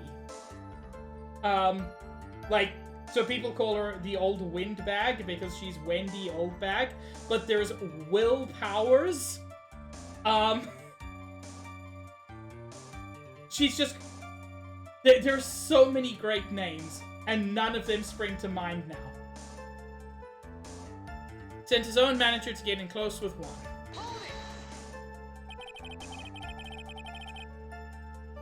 Yeah, Wendy's nuts. April May was a fantastic one. You don't have any proof that Mr. Engard did any such thing. Oh yes, Eenie Miney and her sister Meanie Miney. There was Ben. So there was a ventriloquist called Ben, whose puppet was called Trilloquist. Ben Trilloquist. The first witness was Frank Sowit. There was Red White. The clown Mo, whose full name was something Curls.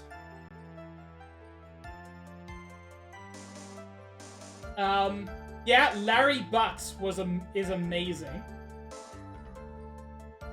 No, so unfortunately, Eenie Miney and Meanie Miney do not have a brother named Mo, but there is a Mo in the next case, and I think it's intentional.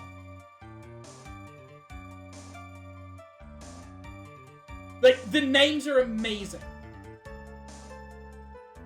They're honestly one of the... Like, I love all the writing in here.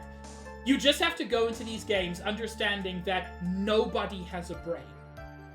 And if that's the way you think, you're fantastic.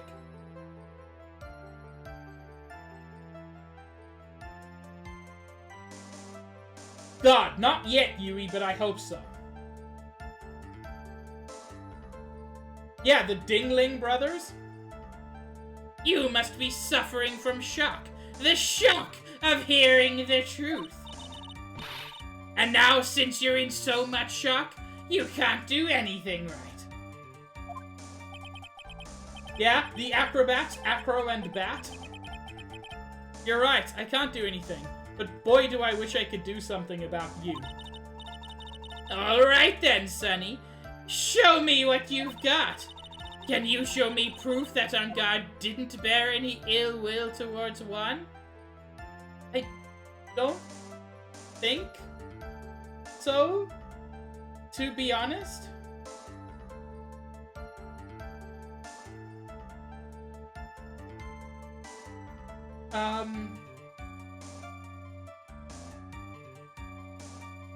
Oh, I'm so excited to meet someone who doesn't know the game. Not the Magatama, not the picture.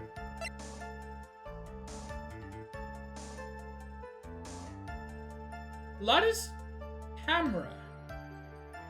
That's interesting. The tabloid article about the victim was in the case. I think that might be useful. Oh yeah, Lotta Hart.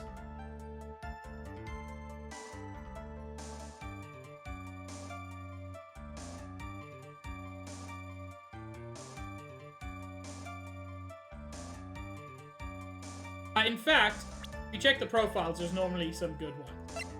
Dick Gumshoe is the detective. As I said, Will Powers, Lotta Hart. One Corrida, I feel like there should be a pun there, but I'm not seeing it. Same with Matt On Guard. Adrian Andrews, and this is one. Celeste Impacts. I feel like there's something there with like impacts that I'm not putting together.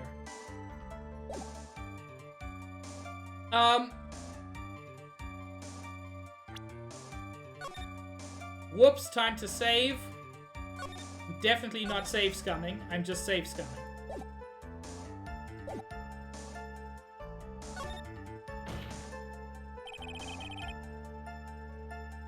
I guess Yui, but that doesn't really fit anything about who she is. I'm not gonna let you push me around that easy. There's many a man who've said those exact words and paid dearly for them. Do you push people around? Here's my proof that Mr. On Guard did not hold any ill will towards the victim. The camera?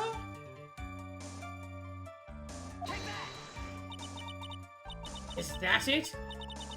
You can take it from here, Edgy Poo.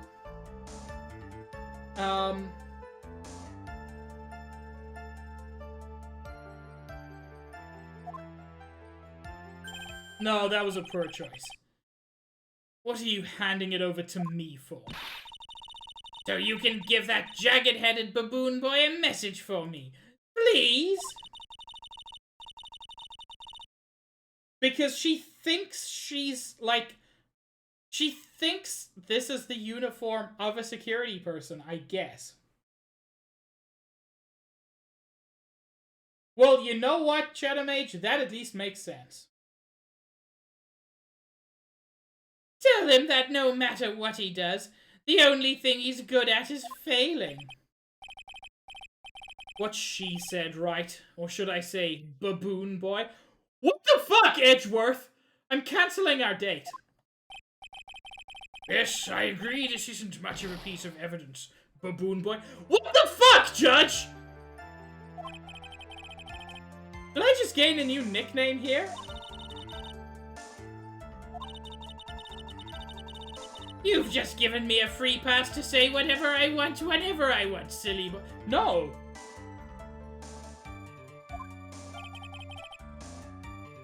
Hi, T. Everyone's calling me Baboon Boy now, because of my bright blue exposed ass. Me and my big mouth.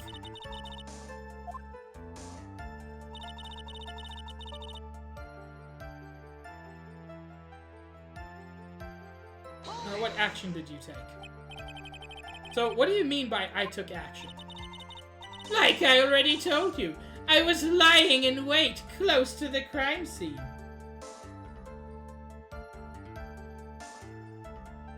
Lawrence curls, thank you. Thank you, Juice. I couldn't remember the first one. Once that slimy woman came out of one's room. You said one person came out of the room. You are the worst witness. I was going to capture her and teach her a good lesson. Something you youngins need. Oh, okay, so she didn't actually come out. That's fine. You're going to teach her a good lesson? I was going to make her eat the damaging beams of my ray gun. You mean your toy? No, stop! Well, it was too bad that woman didn't come through the door that night.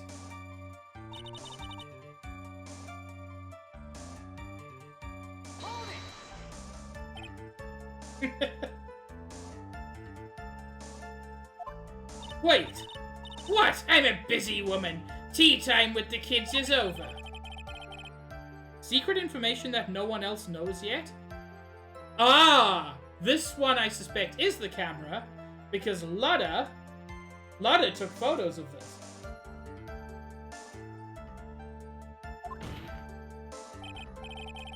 If that's true, then how do you know this secret information? Huh? Well, that's because I'm a pro. Yes, that's it. It's a secret. Even if you drilled a hole into my brain, you'll never find out. You know what? I think that's worth trying. Look at that pig sparkle. How in the world did that old bat get such a secret piece of information? So no one else is supposed to know this secret information, correct? A pig! So cute. Also you, Nikki. Why are you looking at me like that? Stop it! Witness. I hate to say it, but this is how you came to acquire your secret info, isn't it? You fucking stole Lotta's camera. Honestly, it's a good choice, T.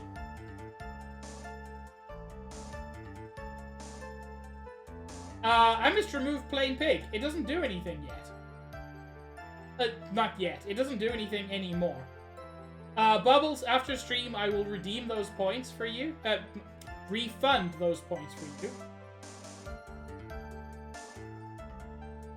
But no, the fun is not stopped.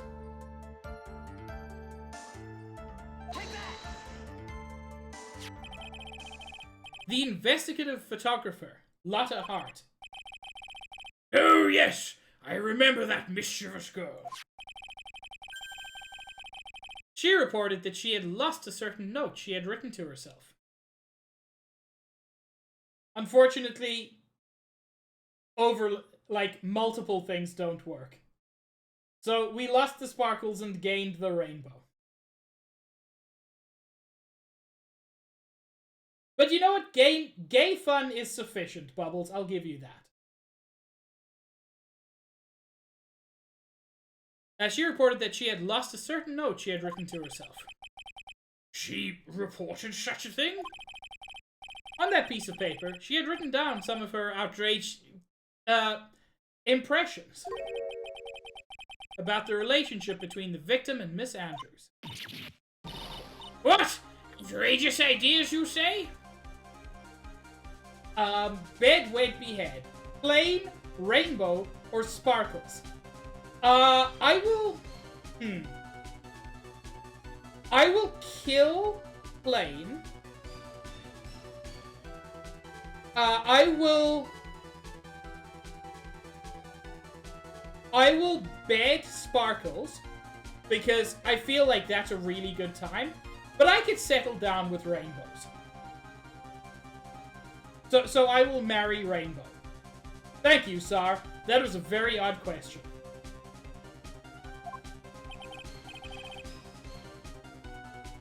Juice, we all have our kinks. So would you rather have a punch in the face or a kick in the balls.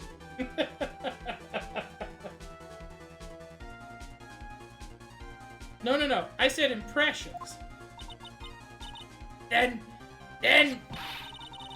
everything written on this piece of paper is completely meaningless? But, Godo, I'm sorry, Sar. It is immediately time to change your name.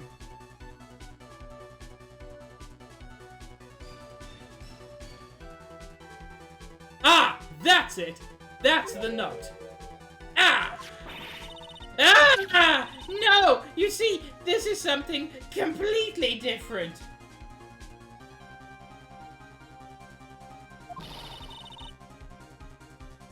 Yeah, you're right, Shadow Mage. Sparkles, fuck you.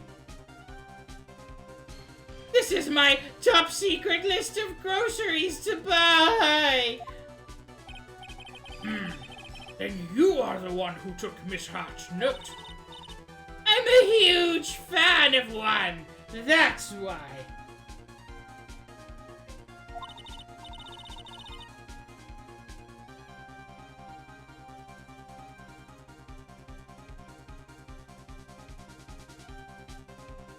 That infamous puffy-head whippersnapper? She's working with that evil On Guard. She said so herself.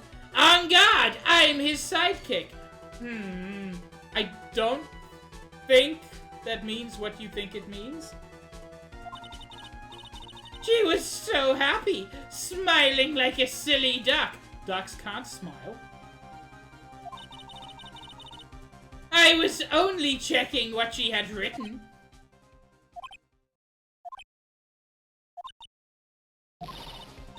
Itchy Poo, you believe me, don't you? I was only trying to help out like the angel I am. Fucking angel of death. It's only one little piece of paper. I've never taken anything else before. I think that's provably untrue. You really should come with a supply of cheese to match your vintage wine. Oh, shit! Holy shit! Edgeworth murdered her.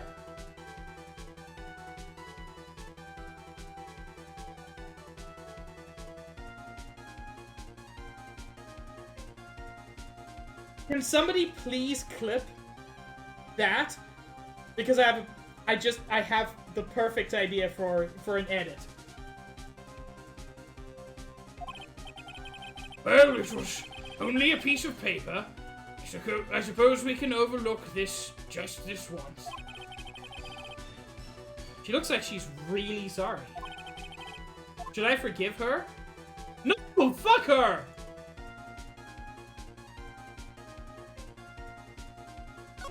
She deserves nothing.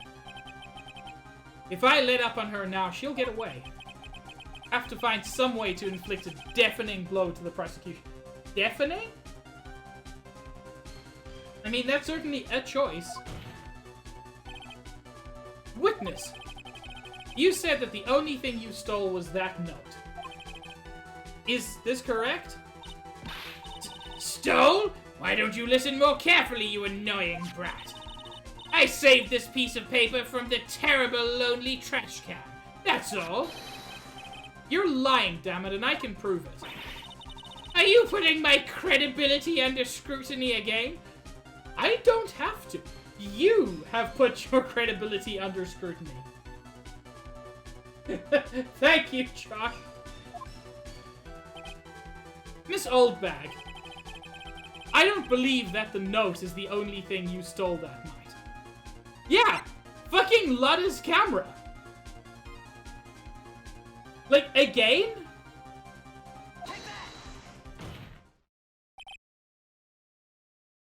Miss Oldbag. That note was with a camera inside its case, wasn't it? A camera? Yesterday, Lutta Hart was raising a huge stink over her camera. She kept saying something like, "My sweetie $1,600 camera disappeared on me." Why, witness? What is it, Gramps? You have the note. Then it is only logical that you have the camera, too. Looks like you found me out again, Sonny. So here's the thing. This has moved from took a piece of paper to stole a $1,600 piece of professional equipment.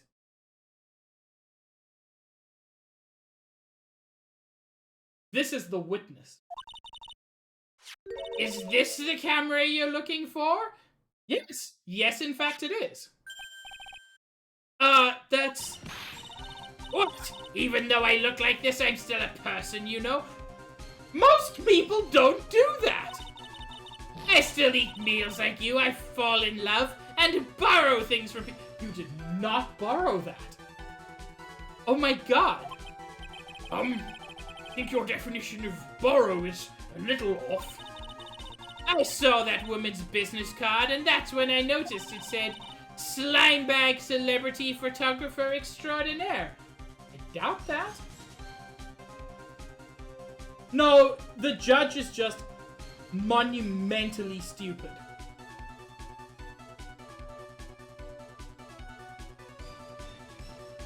Hotspot! My god! That is art!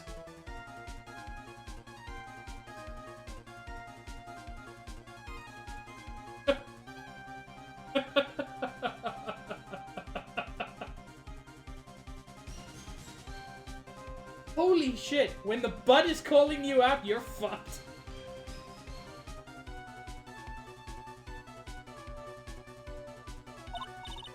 Well, when I saw that, I had to know what sort of pictures she had taken. I'm a professional security guard. It's my business to know these things. No, you're a fucking busybody. Bailiff! Check this camera's photos. Hurry!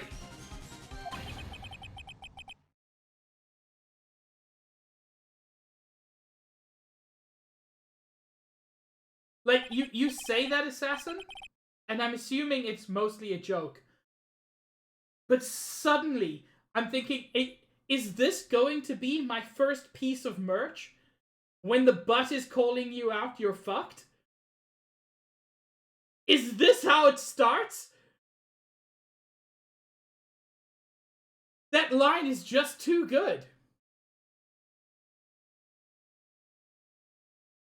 Well, Mr. Edgeworth, what do we have? There is only one photo that seems to be relevant to this case. Please present it to the court.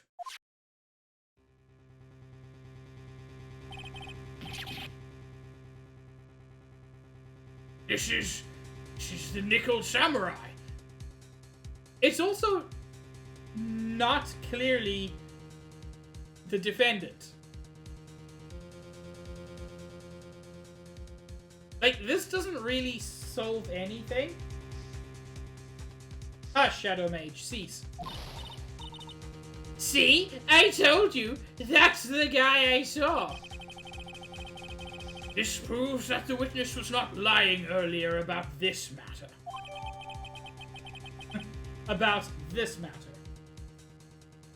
Yeah, so in the previous game, there was a TV show called The Steel Samurai, and this is the sequel. Assassin, thank you for confirming that you're not a bot.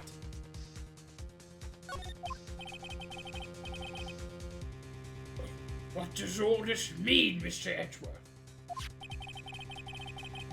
This photo by itself does not prove that the person in it is the defendant. Thank you for the dudes, Shadow Mage. However, in his own confession, Mr. On Guard clearly stated that at the time of the murder, he was still in his Nickel Samurai costume.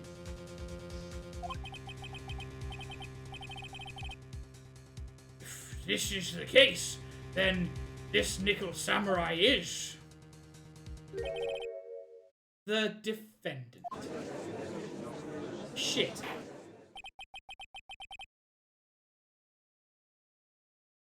You know what? That's completely fair.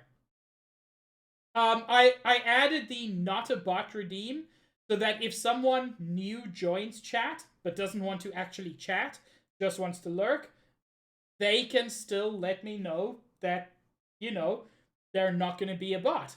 The bot thing does seem to have settled down, but it's a precaution that I put in place, and I'm keeping it because it's one channel point.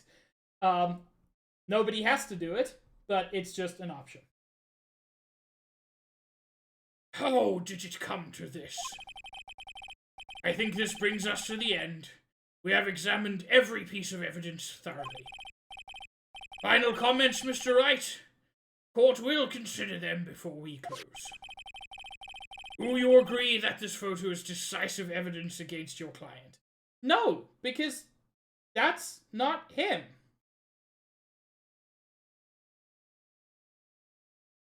Or at least it's not certain to be him.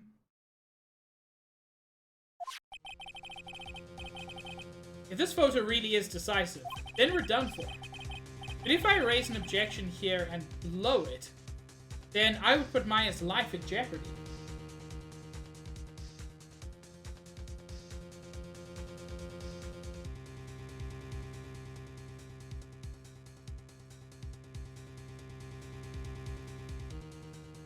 You know what? Maybe I'll increase it to 10. But not! But not!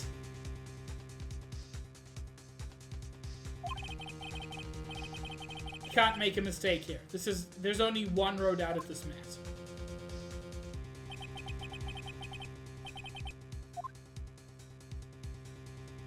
Well, there has to be something strange about it.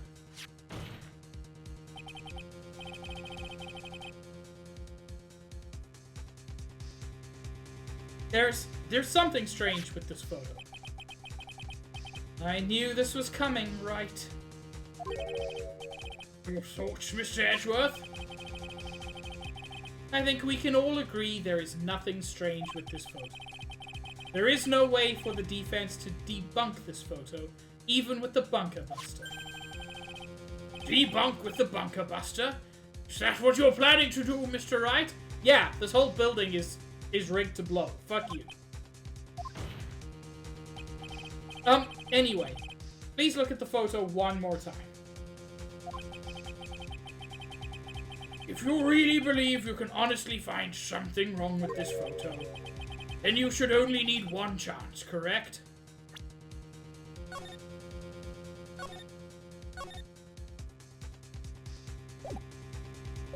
Yes, I only need one chance and the ability to travel through time.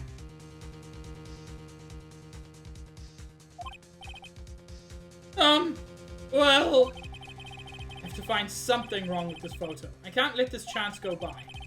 Where in the heck did she take this photo from, anyway? It's all out of focus. Why can't she take a good shot? Especially when it counts. Chen!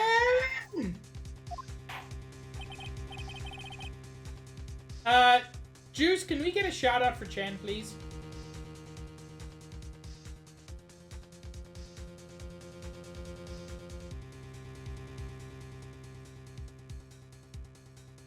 Yeah, sorry, that's because you're cute. Now then, let's hear your objection.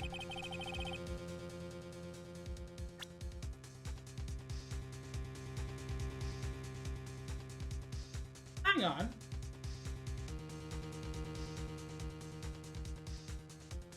Where could the button have caught?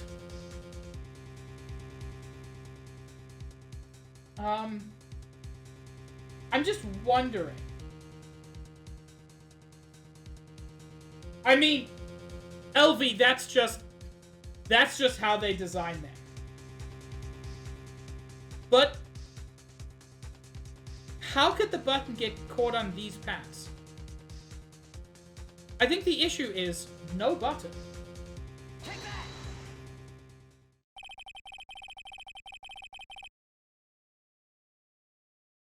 I would like to direct the court's attention to this one area right here. What are you pointing to? His ankles? If you could see this person's ankles, that would be one thing. However, you can't. And what does that mean?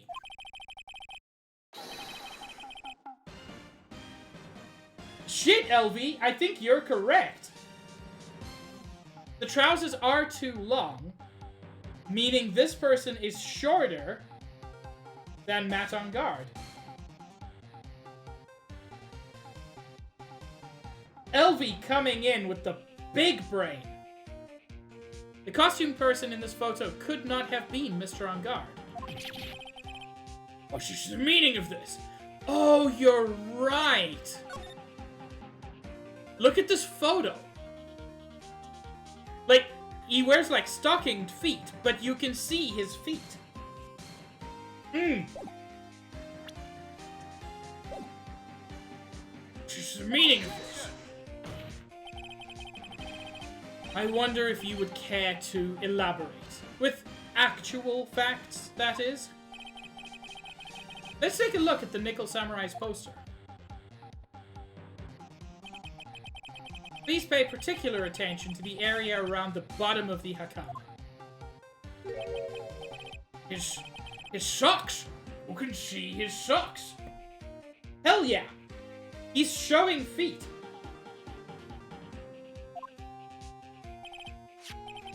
Exactly. However, in this photo, the Nickel Samurai is clearly holding his hakama up just to walk.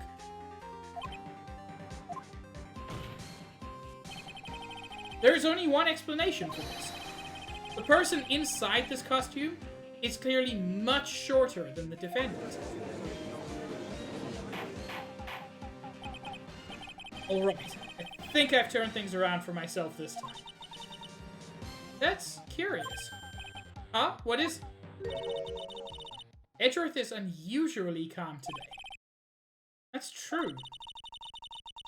He's just letting the trial run itself, as if he's only along for the ride. Along for the ride? What do you mean by that? I can only guess that perhaps he doesn't feel under attack at all. Wow. Edgeworth does not think we're even worth getting worried about. He doesn't feel under attack? Then I haven't damaged his case at all?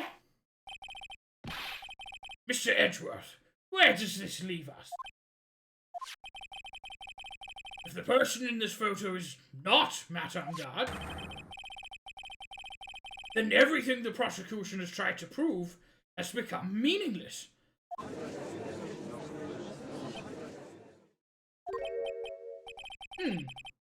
I figured it would come to this.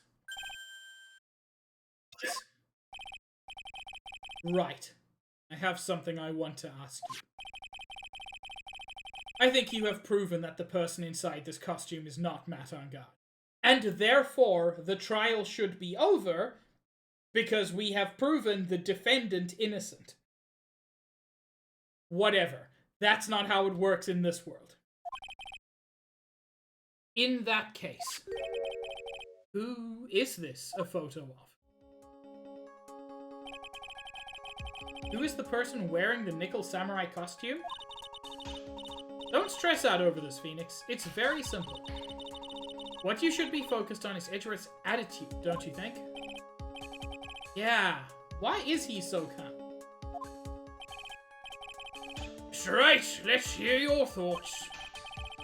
Who is the person in this photograph? I mean, it's the only other person who had access to his room, is shorter than him, and would have any potential reason.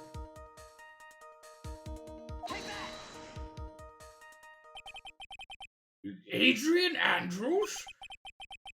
If you want to know who that Nickel Samurai is, it's none other than this woman.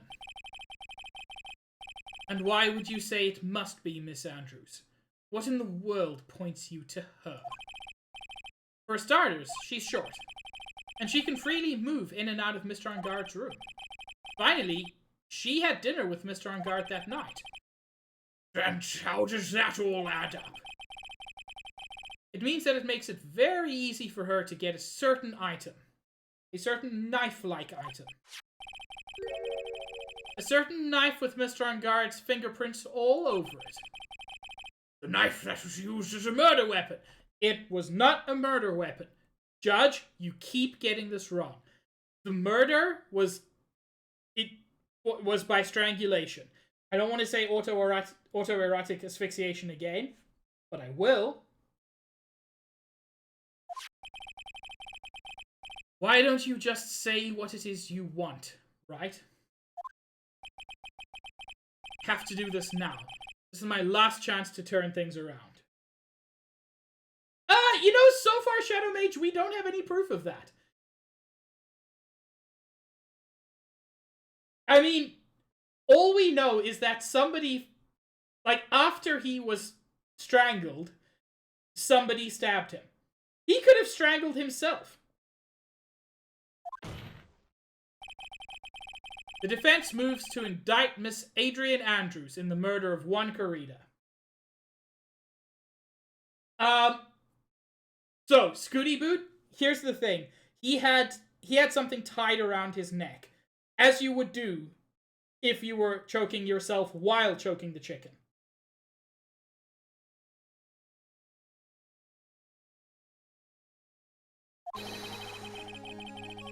It was Miss Andrews who tried to frame the defendant for the crime.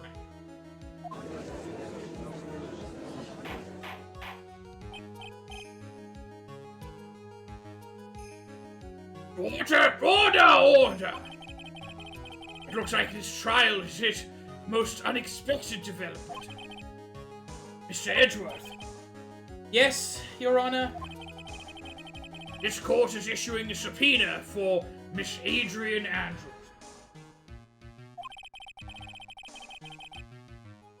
Verdict cannot be passed without first hearing her testimony. Sure it can. Sure it can. We don't know who's guilty, but I have just proven who's innocent. And as a defense attorney, my job should end there. My god, these games. I love them. Alright, this is it. This is kind of bad for us. Huh? What do you mean? If Adrian Andrews is summoned to court as a witness, it means that the trial will go on for another day. One more day? Ugh! Yeah. So for those who weren't here earlier, our friend and mentor's little sister was kidnapped, and we were told if we don't win the trial in one day, she's going to be killed. And we just fucked that up royally. If I don't get a verdict today, then Maya? Maybe girlfriend? Well, Bubbles, at this point, she is our only unwanted foster daughter. Later on, Phoenix gets a wanted foster daughter, which is a whole different thing. Now then, we shall set Miss Andrews' testimony for tomorrow. Okay, but in later games, there's another one.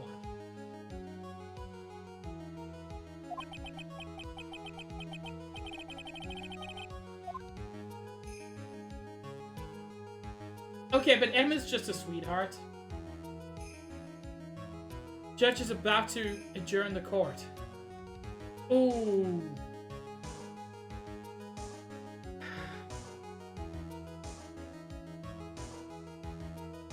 Can we try to get this all in one day? Probably not. Now then.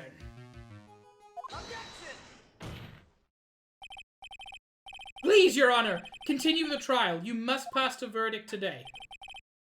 I can't do that. It's already 3 p.m. and my favorite soap opera starts in 20 minutes. We cannot hear Miss Andrews' testimony.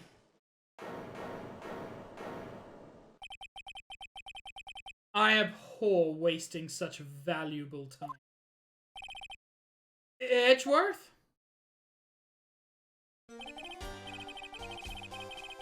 Your Honor, I request that you please continue with today's trial. Bubbles! Oh no! But my soap operas. I suppose I can catch the repeats. We cannot continue due to this unexpected development. Hey! Mine too, Assassin. In fact, it is my second opener in Wordle. I normally start with Stein and then Abhor, because that gets you a lot of common letters. But it's also just a lovely word. Tisk tisk. Unexpected development? I think you underestimate me, Your Honor. And what do you mean by that? That Mr. Phoenix Wright would slave his way to subpoenaing... Man! That's every vowel. That's every vowel once. Oh my god. That has just become one of my favorite words. Rakista Crone is a wonderful word, Scooty. Y is... I was always taught that Y is a helper vowel. Same with H.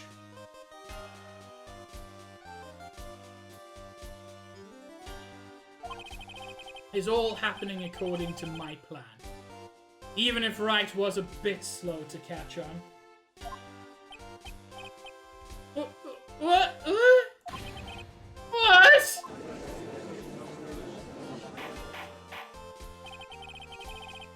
No. I don't think Y... Like... Y is not generally considered a vowel. To the best of my knowledge. My favorite word for a long time... I don't really have a favorite word anymore. But my favorite for a long time was mellifluous. Holy shit! Captions got that right. What is the meaning of your statement, Mr. Edgeworth? Miss Andrews is currently waiting in the prosecution's lobby. She is the next witness. Everything. Everything was planned out in advance by that man?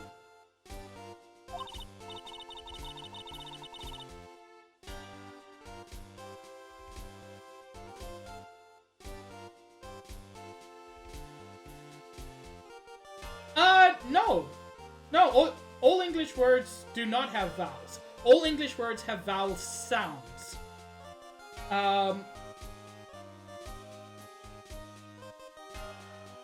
Yeah.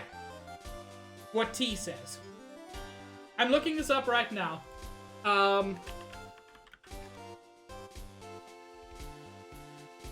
Because the thing is, what vowels are, technically, is sounds, not letters. A vowel is a syllabic speech sound pronounced without any stricture in the vocal tract. And so you get, like, depending on how you ask it, there can be 26 vowels. It's all very weird.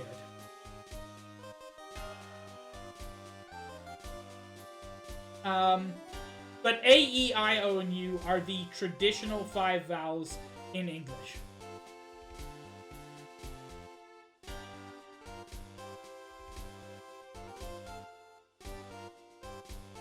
Somehow, I knew there was no way Edgeworth would overlook Miss Andrews. Yeah. Although time does have an E on the end. Looks like this battle is far from over.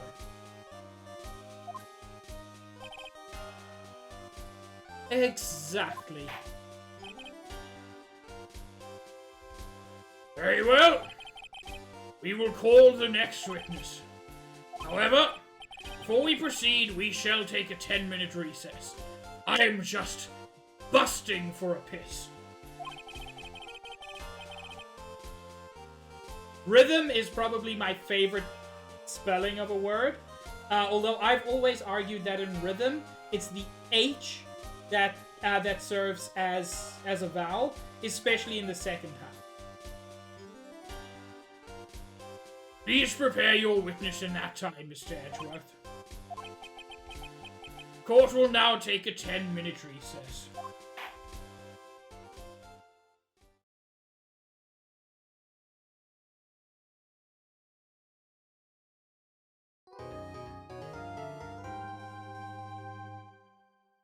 And speaking of recess, that is actually the perfect place to call stream for today.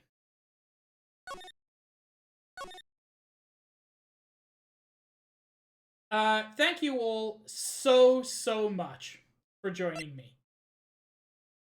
This has been absolutely wonderful. God, I love these games.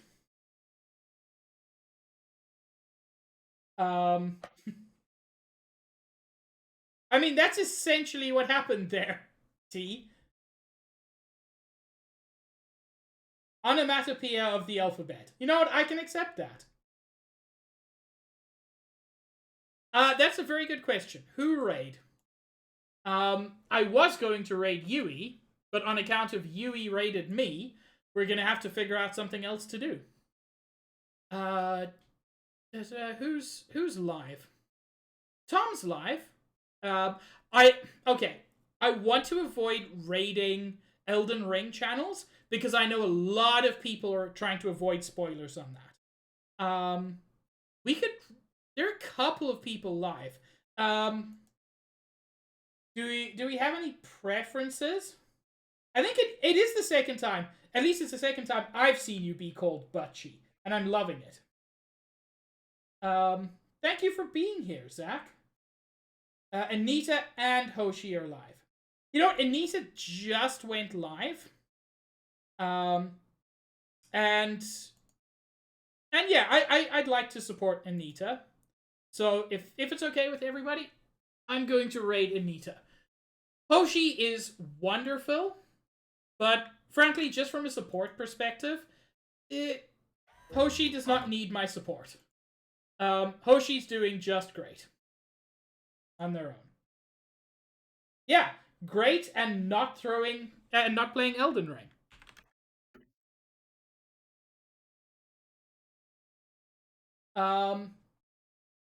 Anyway, yeah. Thank you all so much for joining me. This was an absolute blast. I will be playing this again tomorrow at 2:30 Eastern Time, where we will hopefully prove that the old woman deserves to die in a fire. If you're not currently a part of it, please feel free to join my Discord. It's a great place for all kinds of wacky conversations. Also, it's the best place to see my schedule and when I go live. What else did I want to say? Mostly that I just hope you all have an absolutely wonderful evening, or whatever time zone you're in. Say hi to Anita for me. Zach is 30 hours into Elden Ring. That is fair, Zach, but I know some people want to see nothing. But yeah, say hi to Anita for me. As I said, tomorrow 2:30 Eastern, I will be live again. I hope to see you all around then, and I hope you all have a great one. Ciao, everybody.